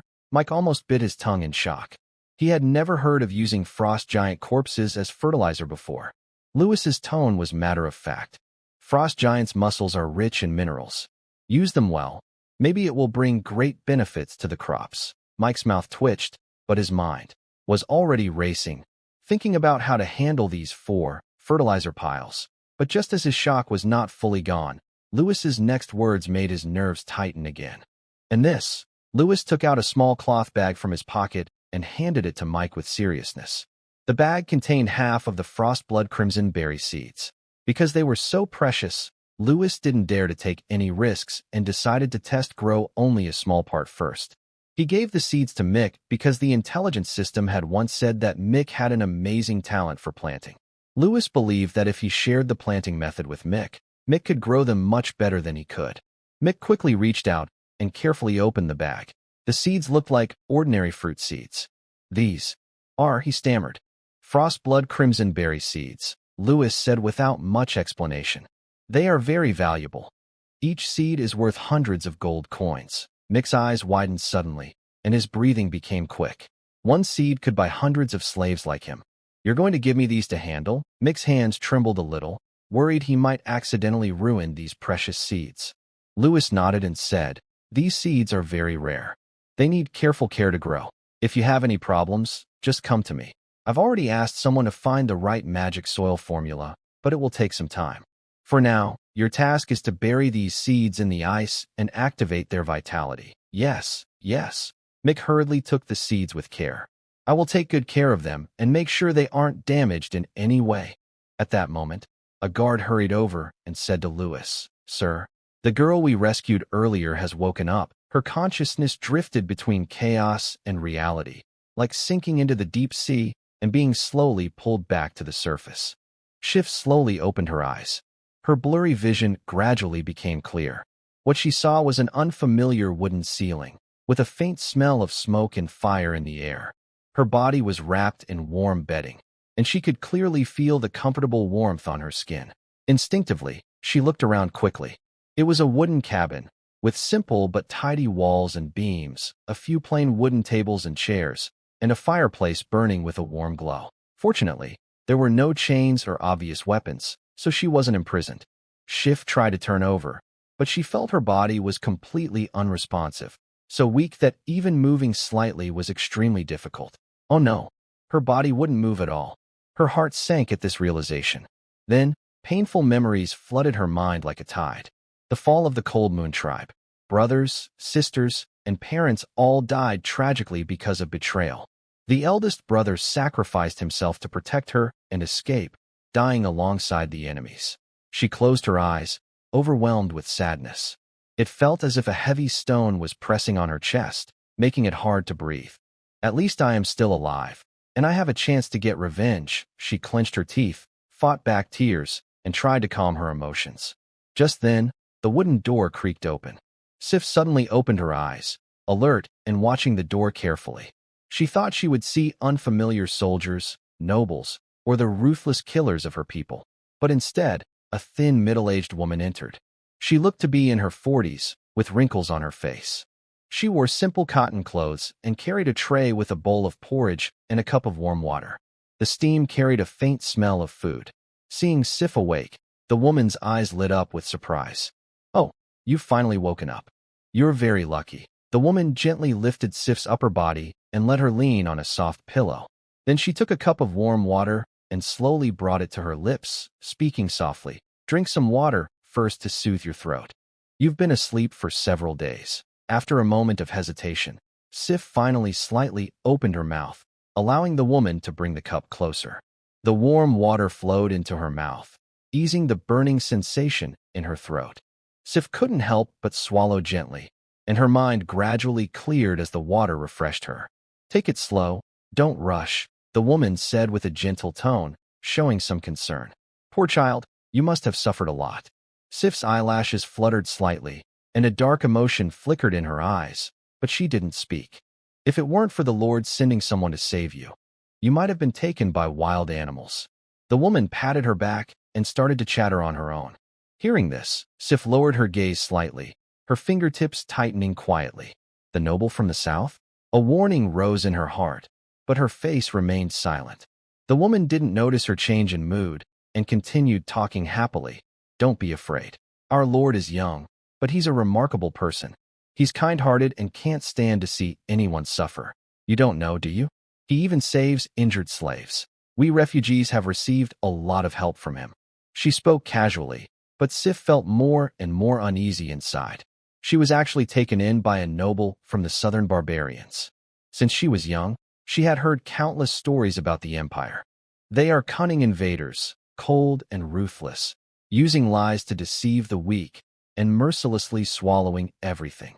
Now she found herself in their hands, and Sif felt even more anxious. First, she must never let them know her true identity. Although her family has now fallen, her status as a former princess of the Cold Moon tribe still holds great value. To powerful people, she is a useful political pawn. She might even be sent to the imperial court to become a plaything for a noble. Sif absolutely cannot accept such a fate. So what should she do now? Her fingers curled slightly, her heart pounding with unease. She quickly dismissed the idea. Her body was too weak to move, and she knew nothing about this place's terrain. Running away suddenly would only result in death on the road or being caught again, making her situation worse. Maybe this is a choice. She could pretend to be obedient, secretly observe everything here, and then find a good chance to escape. But that would require careful planning. She must not reveal her identity or let them suspect she wants to run. Most importantly, she needed to find out what kind of person this Lord really was. If he is truly kind-hearted, as the middle-aged woman said, maybe she could breathe a little easier. But if he is just outwardly kind while being cold and ruthless inside, she must prepare for the worst. No matter what, she cannot just wait passively. Suddenly, outside the door, footsteps sounded, followed by a guard's announcement. "The Lord has arrived." Sif's body tensed instinctively, her fingers clutching the bedding, holding her breath. She was mentally prepared to face a wealthy noble with a face full of flesh, a sly smile, and a strong smell of spices. She had even rehearsed countless scenarios in her mind for what was coming next. If the other person insults her, she pretends to be obedient, waiting for a chance to escape. However, when the door is pushed open, the reality is completely unexpected. A handsome young man with black hair walks in. He looks to be just over 20, tall and well-built, dressed neatly and simply. His clothes are neither overly luxurious nor too plain. Everything is just right. He doesn't have a strong, unpleasant smell of perfume, nor flashy jewelry, nor a fierce, bloodthirsty aura. Instead, he seems fresh and sharp. His gaze is observant, but not condescending or scornful. There is even a hint of kindness in his eyes. Sif is stunned for a moment. Is he a noble from the Ironblood Empire? This completely contradicts what she was taught since childhood. In her mind, the Empire's nobles are either greedy, fat drinkers, or cold-hearted killers. They are bloodthirsty, arrogant, and treat the northern tribes as animals. But this young man doesn't look like one of those. She quickly regains her composure, her warning bells ringing. She must not be fooled by appearances. This man might just be better at disguising himself than other southern barbarians. His appearance is clean, and his manners are elegant, but that doesn't mean he has no ambitions or schemes. So she must be even more careful. Sif suppresses her doubts, lowers her eyes, and quietly observes his every move. The room is silent, only the faint crackling of firewood in the fireplace. Lewis stands by the bed, looking at the weak girl in front of him. Her skin is paler than that of the Empire people, with a cold tone typical of the North. Her short silver hair is slightly messy, and her deep blue eyes have a mysterious look. Although she is slender, muscles are hidden beneath her tight skin, like a leopard ready to pounce. Even in her difficult situation, her gaze is proud and cautious, with a subtle sense of alertness. Lewis asks, "What is your name?" Sif looks at him quietly, but does not answer. "Where are you from? And where are you going?" The firelight reflects on her calm, untroubled face. She seems not to hear him and remains silent. A kind-hearted aunt nearby sighs and gently pats Sif's hand. She spoke with a hint of concern. "Poor child, don't be afraid. We are all good people here. The Lord saved you, and he won't harm you." However, Shifu's mind was racing quickly. She knew very well that if she casually lied about her identity, she might be exposed. And if she tried to avoid the question, it could make the other person suspicious. The best way she could think of was to act clueless and pretend she didn't know anything. She didn't want to reveal her true identity, so she decided to stay silent and go along with it. Unexpectedly, the other person's reaction was more understanding than she had expected. Lewis pretended to think deeply as he looked at her. After a moment, he seemed to reach a conclusion and said softly, "Maybe you've lost your memory?" Shifu was surprised. She didn't expect Lewis to give such an explanation voluntarily. She lowered her eyes slightly, neither admitting nor denying, simply accepting his words. Lewis looked at her silver-white hair and said casually, "Since you've lost your memory, you can stay here for now." Then he thought for a moment and showed a mysterious smile, saying, "Your hair is white, so from now on, I'll call you Little White." Suddenly, Shifu's pupils shrank, and anger rose in her heart. She was the princess of the Cold Moon tribe, raised with royal education, taught by her father to carry a noble bloodline and shoulder the future of her people. Now, she was being given a pet-like nickname by a barbarian from the south. She clenched her nails into her palms, trying to hold back her anger. Shifu told herself she couldn't show her emotions or let him discover her true identity. So she remained silent, gritting her teeth, saying nothing.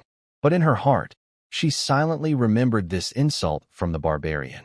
"Can you read?" Lewis asked casually, as if it was just a random question. Shifu, suppressing her anger, nodded instinctively. But almost at the same time, she realized she had made a mistake. Her reaction was too quick, too natural. In the Cold Moon tribe, only the noble class had the chance to learn the language and writing of the southern people. Although her father deeply hated the southerners, he still hired a southern teacher to teach her language and writing. Now, this could be a flaw that might reveal her true identity. Sif quietly looked up and observed Lewis's expression, trying to guess if he had noticed anything. Lewis seemed unaware of her mistake.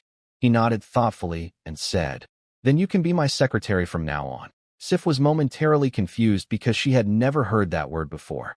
Lewis explained, "It means helping me remember things and handling small tasks." "Don't worry, it's not hard, and there's nothing dangerous about it." Sif lowered her eyes and thought deeply. The word, secretary, didn't sound like a slave or prisoner, nor did it seem like a dangerous job.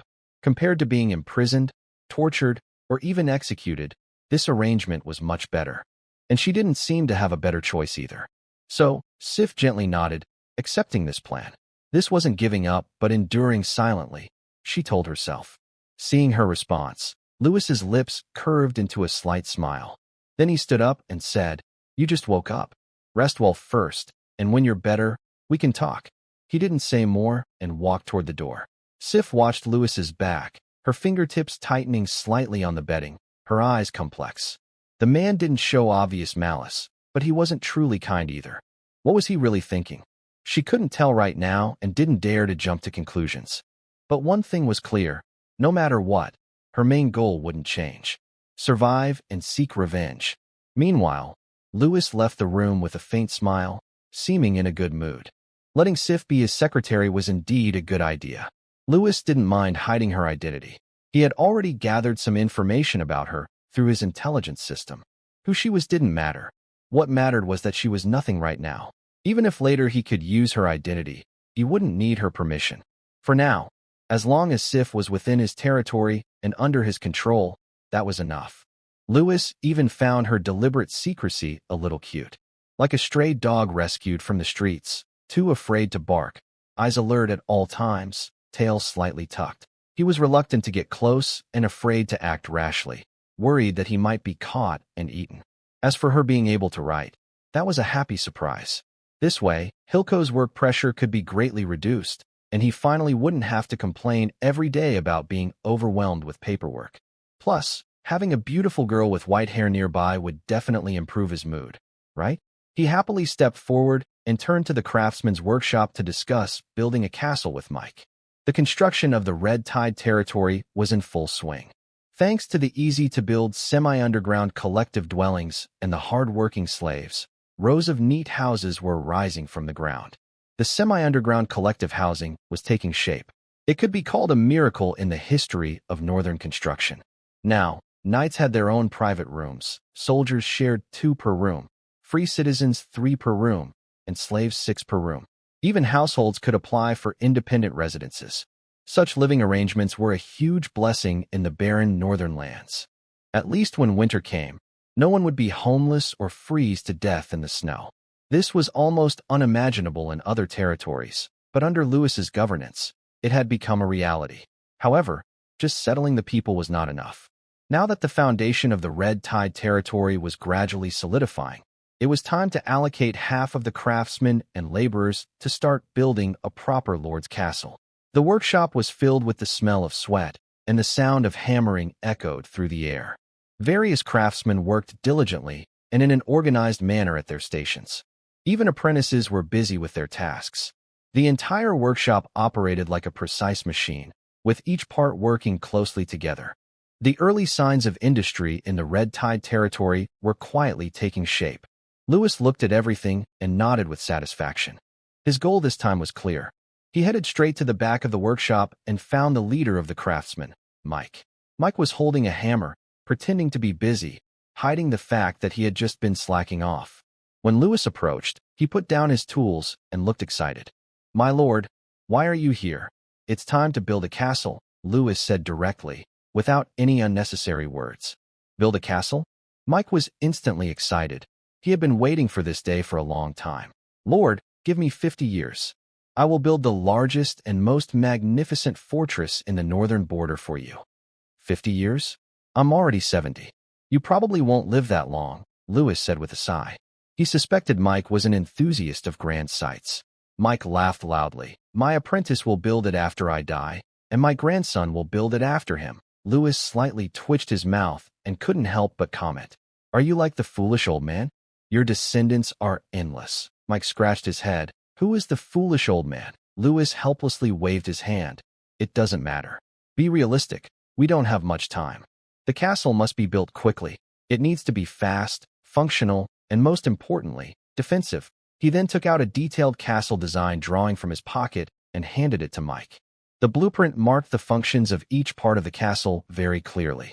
The castle must balance defense, functionality, and beauty, but defense is the most important. 80% focus should be on defense, 20% on comfort. Never weaken the defenses just for comfort, Lewis explained, pointing to the detailed notes on the drawing. Mike looked at the blueprint with a subtle expression and finally said with difficulty, "Lord, This design is excellent. But such a stone fortress would take at least 10 years. With this complexity, it might even take 30 or 40 years. Lewis was stunned. 10 years?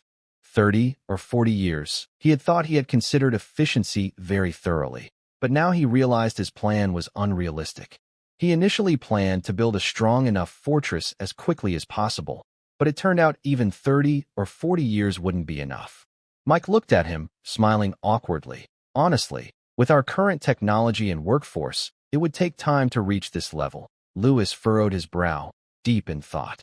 The Red Tide clan had grown somewhat, but it was still vulnerable to external threats. The fortress was not a place of luxury, but a barrier for life and death. Now, the Cold Moon tribe was in chaos, but once unified, they would surely move south.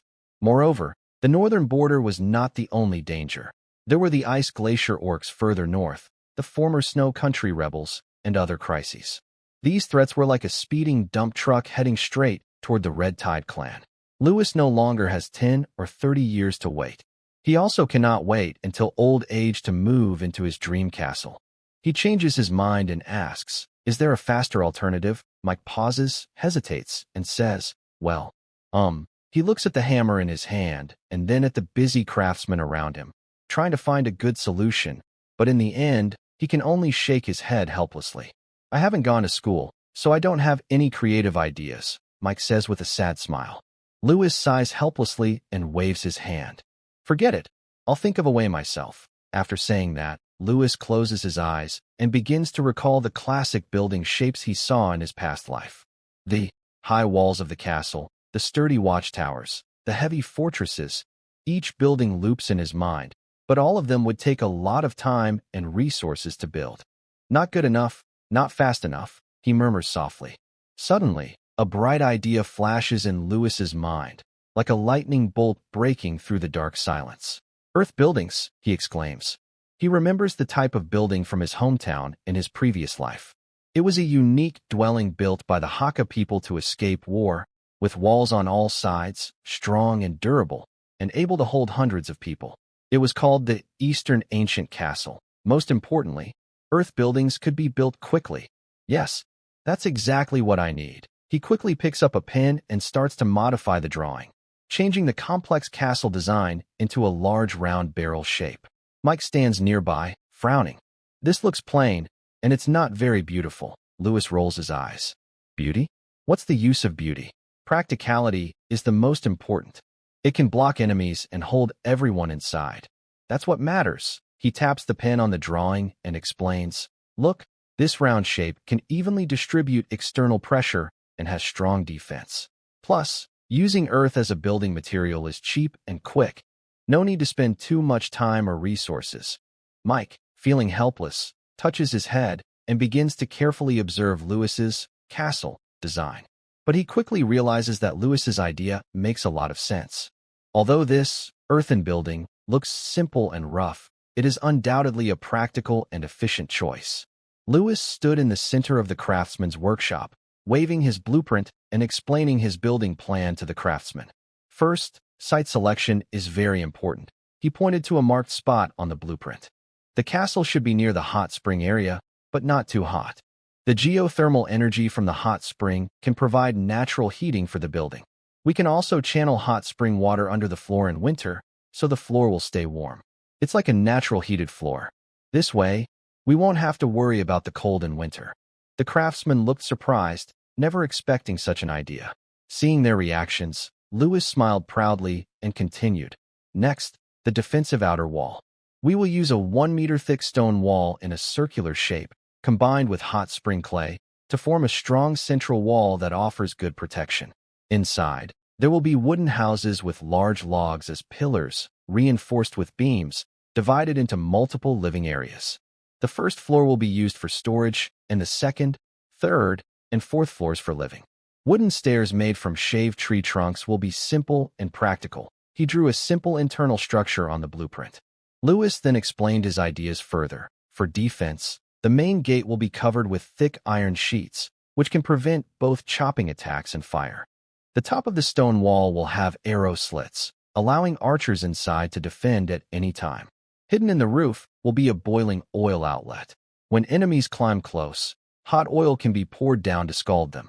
These secret tricks will greatly improve the earthen building's defenses. Finally, he patted the blueprint and summarized: a circle of stones plastered with mud and grass, with a wooden frame inside, hot spring water as a heater. This earthen castle is ready. The craftsmen were stunned, amazed by this simple yet practical design. What surprised them even more was that Lewis could come up with such a complete building plan in such a short time. A few of them couldn't help but whisper in admiration, "My lord, you're a genius." Mike thought for a moment and nodded slowly. It is indeed possible. The building process might be shortened to 6 months or even less. But I can't guarantee success because this is a new method, never tried before. Research the specific technology and do your best. Lewis patted his shoulder. Hearing Lewis's words, the craftsmen began to discuss quietly, and an excited atmosphere spread through the workshop. If this bold plan succeeds, it will not only strengthen the defenses of the Red Tide territory, but also boost its reputation in the northern regions. Thus, the Red Tide territory's earth-building project officially started. Duke Calvin, as usual, got up and did his favorite exercises to stretch his muscles. Then he washed up, changed clothes, and finally sat in his study to review a mountain of letters. Most of the letters were dull affairs: land management, economic planning, noble marriages, conflict mediation. Suddenly, his eyes stopped on a special letter. The sender was Lewis Calvin. This name made Duke Calvin pause slightly, feeling somewhat familiar. After a moment of thought, he remembered that Lewis was his 8th son, the child whose mother had died early and who was not very talented. A few months ago, to deal with the Emperor's expansion order, he had casually sent Lewis to develop new land in the northern territories. Too many children make it hard to remember everyone, Duke Calvin sighed, in a Versailles tone.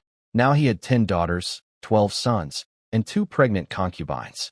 He always believed in having many children, thinking that as long as he had enough, some would succeed. And this approach had worked well. For example, his eldest son Gaius was now the vice-captain of the Empire's guards, Dragon Blood Knights. The next head of the Calvin family was probably him. The Duke looked at the envelope with the Calvin family crest, feeling a bit impatient. It was probably a letter begging to return south, but since it had already been sent, he decided to read it. The letter first briefly reported Lewis's safety, saying he had arrived smoothly in the Northern Territory and everything was on track. Then it mentioned some surprising news. Lewis discovered that his territory contained large amounts of cold iron ore and even found a rare mineral called magic marrow. Duke Calvin chuckled softly when he saw this. Magic marrow mines are usually only found in the Jade Federation, and the Iron Blood Empire has very few of them. He thought Lewis was incredibly lucky and didn't believe the boy had simply guessed where to find such valuable resources. Regardless, the value of the land had greatly increased, making it worth investing more resources to develop.